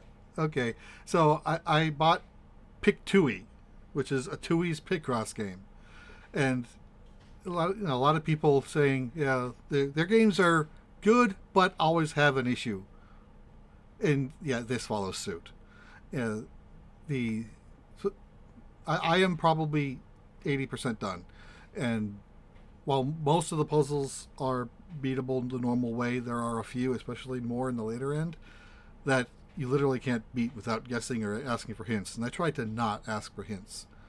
There was one puzzle I literally couldn't start without asking for a hint because there was the puzzle was just poorly designed. You can't have a small object in a 15 by 15 grid. It doesn't work that way. It also does a lot of the quality of life improvements that we've gotten used to through Jupiter's games isn't in here. Like you can't loop from the top and go back down to the bottom. If you mark a square as an X and then try to draw a line of solids, the X will get overwritten by the solid. Like these are things that happened in Game Boy versions of Picross. It has not existed in a while, and yeah, it's back here again. So, you know, for the $10 or $15 I paid for it, it's a functional game and it does what it's supposed to do. It just doesn't do it great. There is no penalty for asking for hints, which is probably why they all, you know, I don't know how much playtesting they did, but yeah, these puzzles can't be done without hints. Some of them. And all right, that's all I'll say. There's also some controversy surrounding this game that we're not going to talk about, but it's out there on the internet if you want to go and search for I do it. want to make one more comment. I made talked about this on Twitter a bit today, and Guillaume from Nintendo World Report asked me if I ran out of Jupiter games. I'm like, yes, I did. And he goes, that explains why you're playing this. Marty, can I just ask, is the controversy because Chicken Wiggle's not out? Yeah. Okay. Just want to make sure I was like, there's nothing I missed. Okay, we're cool. Okay. And I want to hear details in the post show.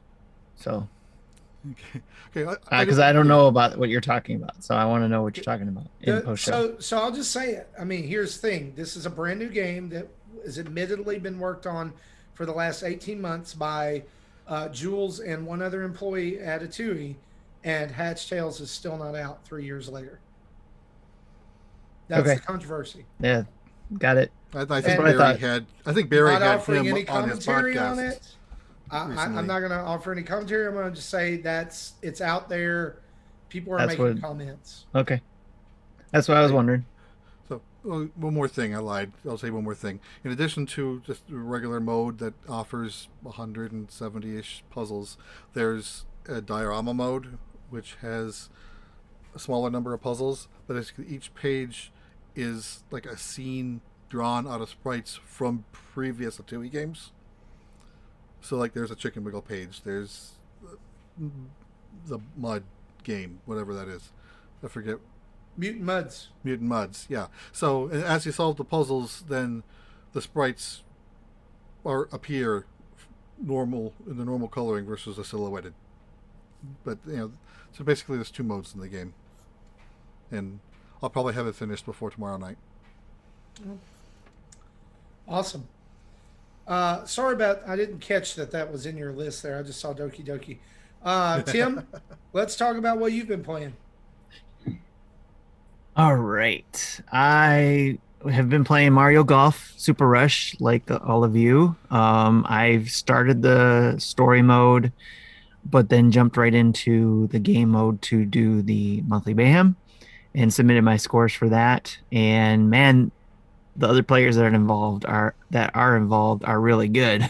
It's like I thought I had a pretty good score, and then I was like, oh, they all got like 18 under par and all that kind of stuff. So I'm like, if I make par, I will be happy. Yeah, I was like, okay, I'm good with what I got. So and I just submitted it. So and it's fun. Like I said, I'm having fun seeing how well I can hang with everybody, and I'm also learning as I'm playing because I'm actually in the course I played. I'm using Bowser as my character, and then of course the story mode I'm using the Mii. So, but I'm learning at my own pace, and it's fun. So it's a blast. And again, thanks to Drew for putting that together for the golf league and the monthly mayhem. Mm-hmm. So that's a lot. I'm really happy that it's turning out well. More Animal Crossing New Horizons, actually. And the reason why is because actually, like I have it in my pocket, my wife surprised me with the Sanrio cards. Nice. But not Nice. in the way you get them normally in the store, and I don't know if it's going to come out, but it's really tiny What?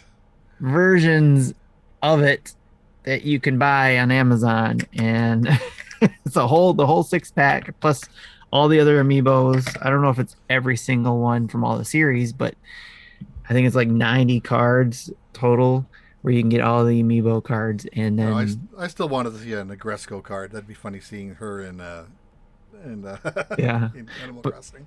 I was really happy to get the Sanrio ones. So I'm back in Animal Crossing trying to get all of the Sanrio things, and I'm gonna see if it's something I can put out so that people can come over and pick up and put down to add to their catalog.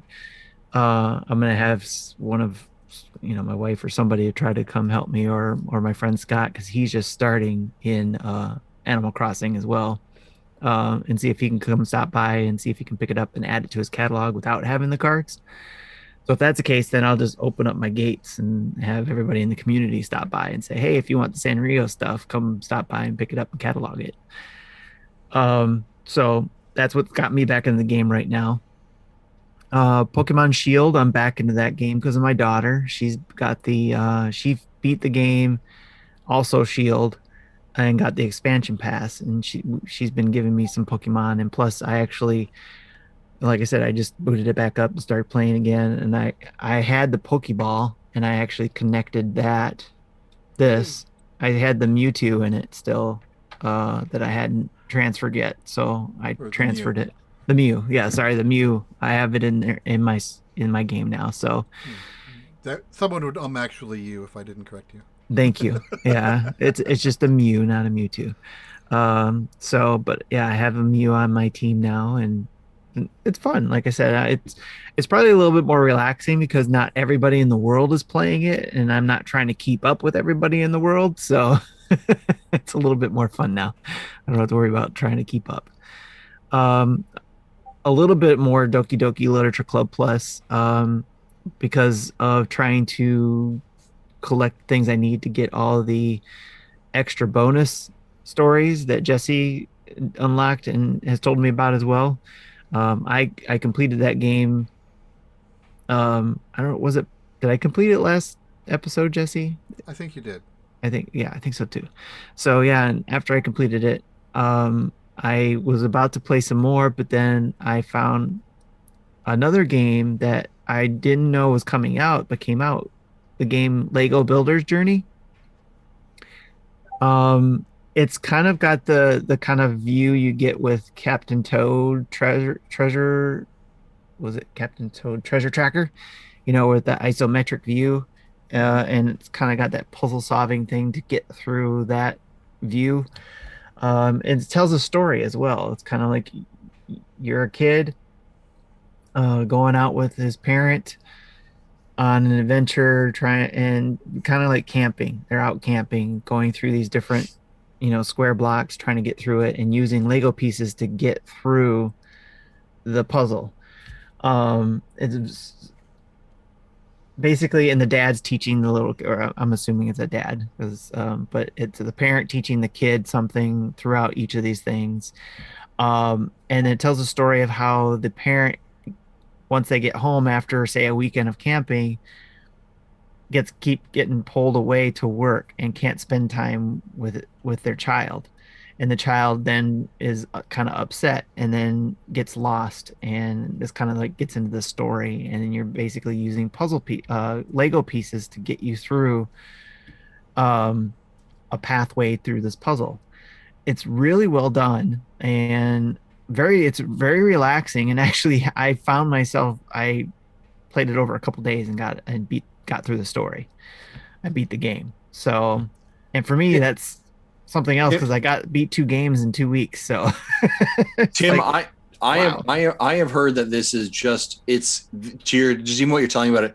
It's a bit of like an emotional journey. Yes. And like the storytelling in Lego bricks is really good. The parenting kind of connection, I think, as we probably feel as fathers to our children. Yes. And that draw probably. This isn't me like pressuring you to do something. Did you capture any footage of this? I did capture lots of footage in the, because I wasn't playing at my computer, I was playing it in bed, but I did Okay. take a lot of, 30-second shots of it. Okay. Yeah, I was just curious if we had like a let's play of it because I'd love to watch it because I've heard the PC version is really good, but I haven't heard anyone tackle the Switch version. So I'd love to see. And again, this isn't trying to put work your way. I was just curious. No. If I can get to it, I will, because I did want to do a video. That's why I tried to capture as much as I could without giving too much away. And I have another profile. I can just start a brand new file under, and start fresh from there and play the beginning, because it gives a good kind of synopsis of what you're going to be doing throughout the rest of the game at the beginning before it shows the title, which is really good. And I think even getting into the point where it begins in the story would be good to go too. So without giving too much away. But yeah, again, it's very relaxing, a very quick game. If you're gonna play it through the whole night, you're gonna be done. So almost like I think what I did. This is on Apple Arcade. Yes. That's where I'm gonna play it because I don't have to buy it. Yeah. Yep. It's on there too. Yes. Good call out there. Going back to GDLC one more time, if you're trying to fill in your image library and not sure what else you need to do, and you want me to give you a hint, let me know, and I'll tell you what needs to be Of course. Done. Yeah, you've been giving me some hints, and then I'm sure that's for anybody else listening too. So, yeah, because I got the first 2 stories unlocked, and now I just got to go back into the regular game and write my poems to the right people in order to unlock those. So, and when you go through the side stories, it is recommended to go in order from the top down. Once you've unlocked all 6, they are a sequential story. Okay. Hopefully I can do that before Saturday. We'll see. So yep, like I said, I highly recommend Lego Builder's Journey, and especially if you got any kids who want to watch and or even make suggestions for you to play. Sammy wasn't playing. Like I said, I was playing in bed at night. Everybody's asleep and in bed, so I was playing by myself. But it is a very good parent, or even if you want to call it father-son type story elements to it. So, and I will try to get a video up on it. But that's what I've been playing. Awesome. Speaking of games that not good experience, I've been playing Foodtruck Arena, which launched on the Switch on July the 2nd. I was initially very excited about this. Top-down 2.5D Rocket League-esque gameplay with cel-shaded graphics and fun food trucks that were themed to different regions of the world, different drivers, and different special powers. Y'all, it's a mess. It's a mess. It controls like molasses. The music is super generic.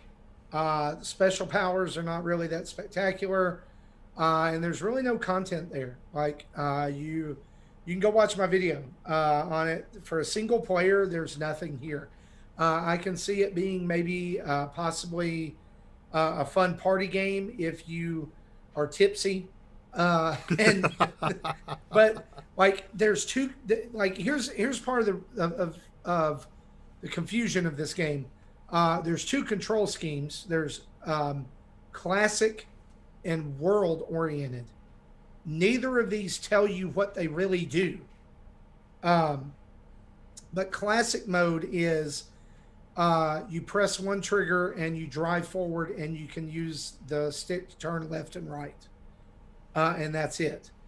World oriented mode is you press down to drive or go backwards, and you can control the direction that your truck rolls in, which is more natural, right? Like it kind of feels like that's what was created, but that's not the default option.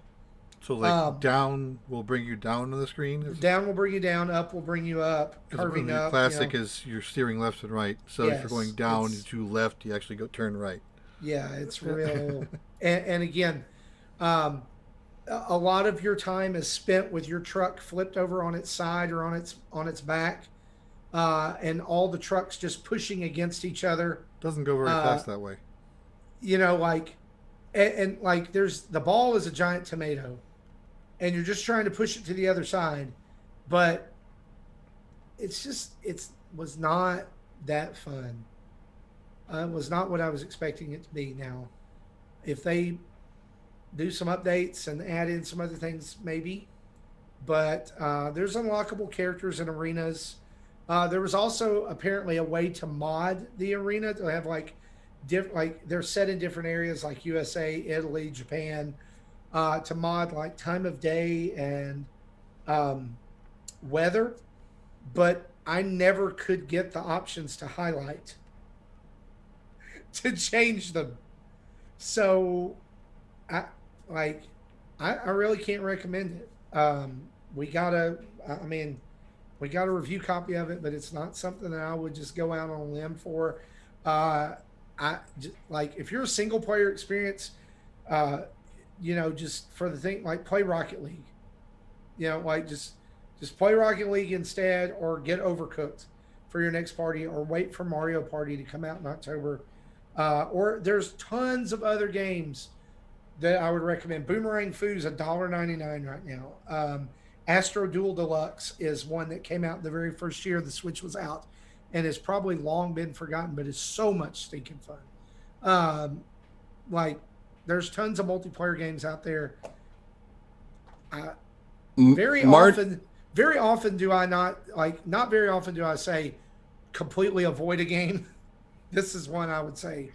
And Marty, if I remember correctly, Tools Up came up with another DLC or episode or package this week as well for their garden. That's another Overcooked, Catastronauts, Moving Out. There's so many of these great games. I love Moving Out. I think that's such a cool one. And Tools Up, it has such variety of you fixing different things in the house and coordinating how. Yeah, but all of those games, like there was a glut, and all of them are a little bit different, so I don't want to lump them in, throw the baby out with the bathwater. But there's a lot of games that are like Overcooked. Tools Up and Moving Out and Overcooked are all kind of the same. I think Catastrophe is as well. You have to really like that style of gameplay for those. And so there's other, I recommend Death Squared. I recommend Astro Duel Deluxe. Boomerang Foo is fantastic. We've been playing a ton of it. And so there are other multiplayer games out there. I just don't think you need to spend money on this one. Towerfall. Yes. Fantastic. So there you go. That's what I've been playing. And Metroid Zero Mission. It's good. It made me long for the days when I booted up my Wii U to stream it the other night. I was like, folders. I can find things when I want to. Well, guys, that's what we've been playing. Let's turn on the community spotlight real quick for a couple of questions from you.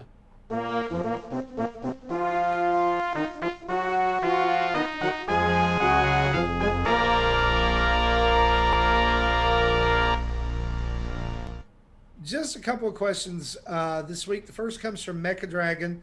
He asks us this: I'm trying to get back into live streaming games after picking up my first Blue Yeti mic. Do you dads have any suggestions on building an audience up on either Twitch or my YouTube account? Most people told me the best way to do so is put your content on other sites like YouTube, so I'm trying to do that right now. If you also know a good way to do a Twitch overlay, like where the chat, the game, the face should go. Also, a quick shout out to my account would be great if that's cool with you dads. Yeah, definitely. Go check out twitch.tv MechaDragon101. That's MechaDragon101. He says, I thank you for the help and advice, Dad. Looking forward to the podcast tonight. So, I will say this. Earlier during a little bit of downtime, I was looking at Twitter, and we follow several other folks, and shows on Twitter. And I wanted to read this tweet, and I hope it's okay, from our good friend Berto over at NINDADS, who has been doing a lot of streaming lately. And he said this. He had some problems with streaming earlier this week, actually. And he goes to stream tonight, and he says, sometimes you're just going to stream to 0 people. Roll with the punches and set up for your next stream. And that would be my advice. Stream for the audience you have, even if it's 0. Hope somebody watches it later. Play things you like so that if nobody shows up, at least you're having fun playing a game you like. Yeah, I would 100% agree with that, right? There's a couple things that my first couple tips would be this. Consistency, right? So for a great example, Marty's Metroid Monday, right? The fact that they all are M's and they rhyme is also fantastic, right? But set a schedule, 7 o'clock every Monday, right? The reason that we tweet out when we're going to do our show, 8 o'clock every Thursday, it's a schedule people tend to schedule. They can put it into their life, right? They can put it into their day. So that's important. I would also say to, when you're talking about like tips for overlays, I would say go watch what other people do. Find ones that you're like, oh, I like that. That's a cool design. That's a cool idea. And so that kind of gives you some inspiration for doing that. Canva is your friend. Yeah, Canva is a great tool to use to test things out. And then I'd also agree with Marty of like, play a game you like. Play a game that, because if you like it, you're going to talk about it more. You're going to have fun interaction. That's going to come across in your conversation, right? Sometimes when we do our streams for games that we're playing, like we may or may not like them. And so we're going to do them anyways. We're going to show the Let's Stream, but you can very quickly be like, yeah, I don't really enjoy this, right? And you get that feeling. And if you're not enjoying it, I think it's okay to be honest, but your audience is probably not going to enjoy it with you. Find a game you enjoy together, right? So I think like no one's going to be like, Justin, you should do the next Picross game for a Let's Play. No, I'm going to send that over to Jesse because he's going to talk about Picross. He's going to talk about his enjoyment for it. He's going to love it. I do think people would want to watch you streaming DDLC. Yeah, I don't know about that. I you're also mean to me. So and to the other point, like it takes a while. Like I'm looking at our Twitch stream right now, and man, I am so excited to see the 18 people here, right? And just be happy that sounds bad. Be happy that anyone shows up. Be happy if no one shows up. Just do it for fun and recognize that it's about your time. It's about you enjoying it. Don't be too hard on yourself. I'm happy for the 10 people that showed up to watch us on YouTube. Yeah. Also, there's that. Forgot them. I know. I'm such a jerk. Right. When I stream games on Twitch, there's no schedule. It's just I feel like streaming today, and so because it's so random and not scheduled, I am lucky to get 5 people. But again, I'm thankful for those 5 people who show up and watch and chat with me. Right.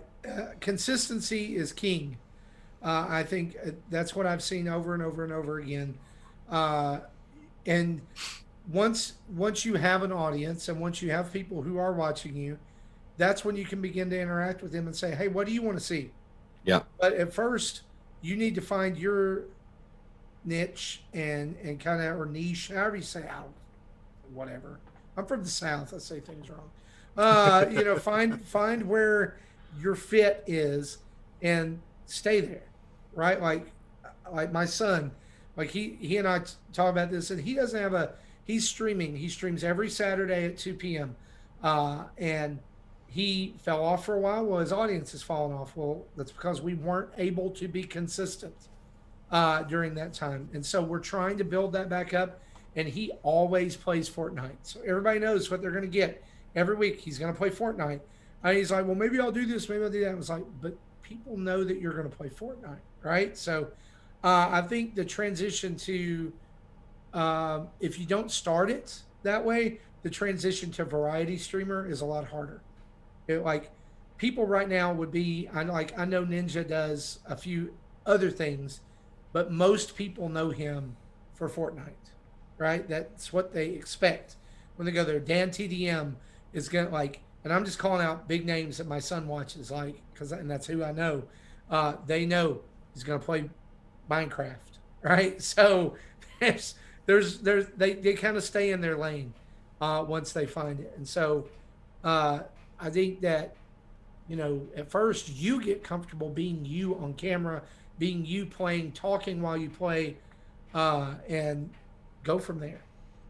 You mentioned something there too that I think is good advice, is go watch the people you admire and see what they're doing.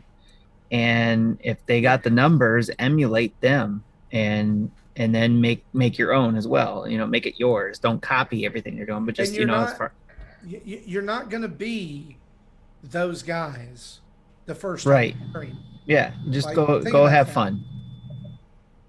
Go have fun. That's what I thought would have a problem with when I started is talking. Normally I play by myself. I think to myself. So, but I think I've gotten pretty good at just thinking out loud. So even though it may be just internal monologuing, I'm doing it out loud, so someone else can at least hear it if they're watching.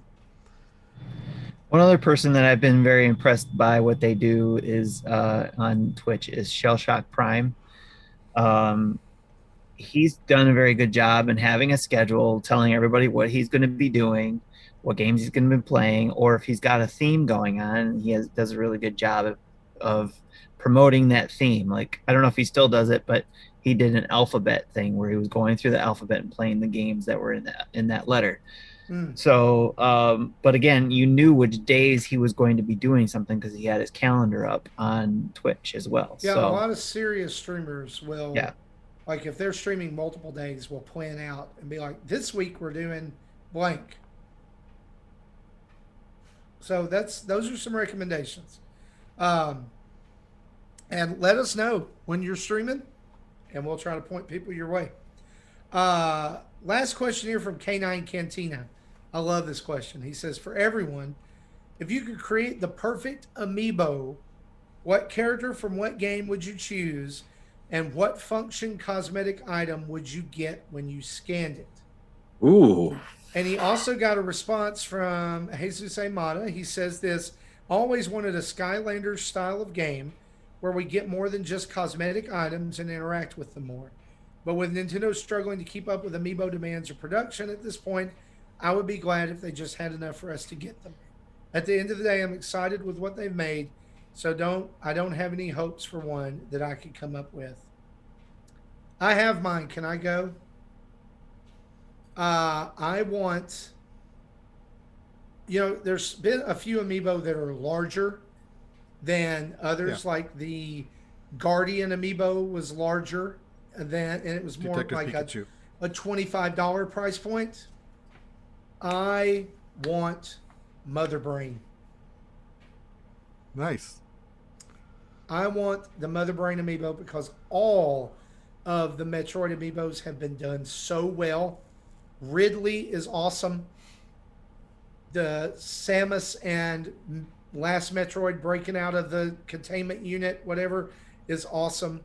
The original Samus is awesome. Dark Samus, which by the way is getting a re-release, is awesome. I heard Ridley's also getting re-released, right? Probably all those Metroid amiibos except for the 2-pack are getting re-released. It would not shock me to see the original Samus, Ridley, and Dark Samus to coincide with Dread. But like even the new Samus and Emmy amiibos look amazing. The detail on them is fantastic. It always has been. So a larger size Mother Brain in the clear case. Let's go. Oh, I love it. Take my money. It would. Let's see. What would it do? Here's what it would do. It would automatically map an area. Useful. I was thinking we should have amiibos of our avatars. Okay. What they do, I have no idea. But random sound effects. Yeah, like Super Mario Maker, where you would turn into an 8-bit version of the character running around, something like that. Marty's amiibo would unlock folders for the Nintendo Switch. And mine would give you a random Picross puzzle. Yes. There you go. And Justin's would give you themes. There you go. Tim's would unlock a collectible hat for your Nintendo Switch. Yes. My amiibo would just be a hat. K9 says, "How dare you allow quality of life behind an amiibo paywall?" Yeah, right. I don't have a good one for this. I actually, I think when the Mii's first came out, you could actually get like little Mii statues built, like, but of your Mii. And I would love to like create like a customized, like your I don't own think that Mii. was official Nintendo. I think that was No, it wasn't. It's through like a party. vendor. But I would love like if you could like send in your Mii character to Nintendo and they print your actual little Mii. I think that would be pretty cool. I don't really know what it would do other than just sit on my shelf. I don't have a good answer for that. There's a lot of that going on. Some other ones I would love to see is I think the arms line. I would love to see an arms line because I think they could do. I was actually a little disappointed with Min Min because I would have loved to see like her arms really kind of far out and moved around a little bit. I thought they were a little contained. So I also would. You know what? Here's the one I would love to see. So Here's the one I would actually love to see: an official, actual Captain Toad amiibo. Because there is not a Captain Toad Treasure Tracker amiibo, and I think that one would just be awesome. Can its a function be that anytime you tap it, it just plays the Captain Toad whistle? Yes. I would just bring that around with me everywhere. I love it. I love it. Yeah. Okay. So I was trying to think of something in Metroid, and yours was great, Marty. So I'm not even going to try that Sorry. one. And then I was going to do the Nintendo Dads ones, and Jesse got that one. So I'm going to go with a game that I hope they bring to the Switch is the NES remix games. Like an ultimate version, I would love for them to bring to that. So I would love to see remixed amiibos, so that you could get like a Samus with the coin, the Mario coins, like you got on one of the shirts, or Mario, in some other like a Zelda world or something, just different amiibo lines where each character is mixed up with another thing, an element in a Nintendo environment. Can we throw this? Let me throw this one out here too, because this is just one. I was looking at my Amiibo over here because they're across the room from me. There are not enough 8-bit 3D Amiibos like the Mario and Zelda ones. If they would do one for Metroid Dread that was 8-bit Samus, and when the eventual next Donkey Kong comes out, if they would do an 8-bit like Donkey Kong Amiibo like from the original Donkey Kong game, I would buy one of those. I mean, like for that. Each franchise, can we please get that? Yes. Can we please get? I mean, I'll buy them all. And pretty I'll add one more to that too, since I just popped in my head. An F-Zero amiibo. Like the Blue Falcon? Yeah. Would it be a car or would it be a driver? It would be a car. Because I know we got Captain Falcon, but I think it would be cool if it was. I know we got the R-Wing with Skylink or Starlink or whatever it is. Skylink is what's coming to kill us all. No, that's Skynet. Yeah, with Starlink. Yeah. There was the talk of the transforming amiibo. You remember the That's right. Yeah. I remember that. Mm-hmm. It doesn't have to have a feature in a game. Can I just get a transformer of an R-Wing? Yes. Just a transformer will be fine. Well, guys, that is episode 333, and what an awesome episode. It's been great to be back with you three guys and just talk shop and talk everything Nintendo going on. But as we close up here, we want to say a huge thanks to our Patreon producers, Chris Mears, Dave Ernsberger, Antonio Contronio, and Solo Something. Thank you guys for being part of the elite group over at patreon.com/Nintendo Dads. And listen, thank you to each and every one of our patrons, whether you're at the $1 level, $5 level, $10 level. We love you and appreciate you, and we want to thank you for everything you do for us and for the show. And also, huge thanks to the over 5,600 followers we now have on YouTube and over 1,000, almost 1,100 followers on Twitch, as well as our 20 Twitch subscribers who also get access to Discord community and activities. Remember, you can get 20% off your Manscaped needs by heading over to manscaped.com and using the code NINDADS, that's NINDADS, gives you free shipping and 20% off. And check out our merch store at tpublic.com. You can find all of this info and even more at nintendodads.org. And you can also find us in most places like Patreon, Twitter, Facebook, Instagram, Twitch, and YouTube. Just type in Nintendo Dads, and there we are.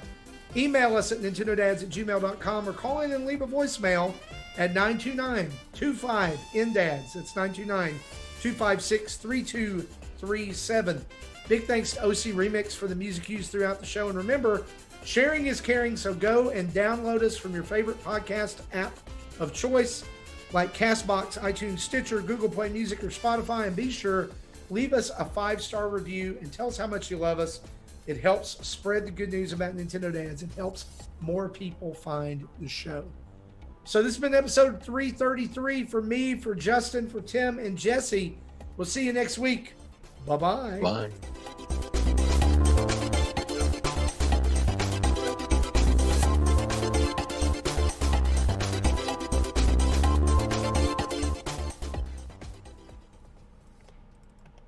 Thank you for listening to Nintendo Dads.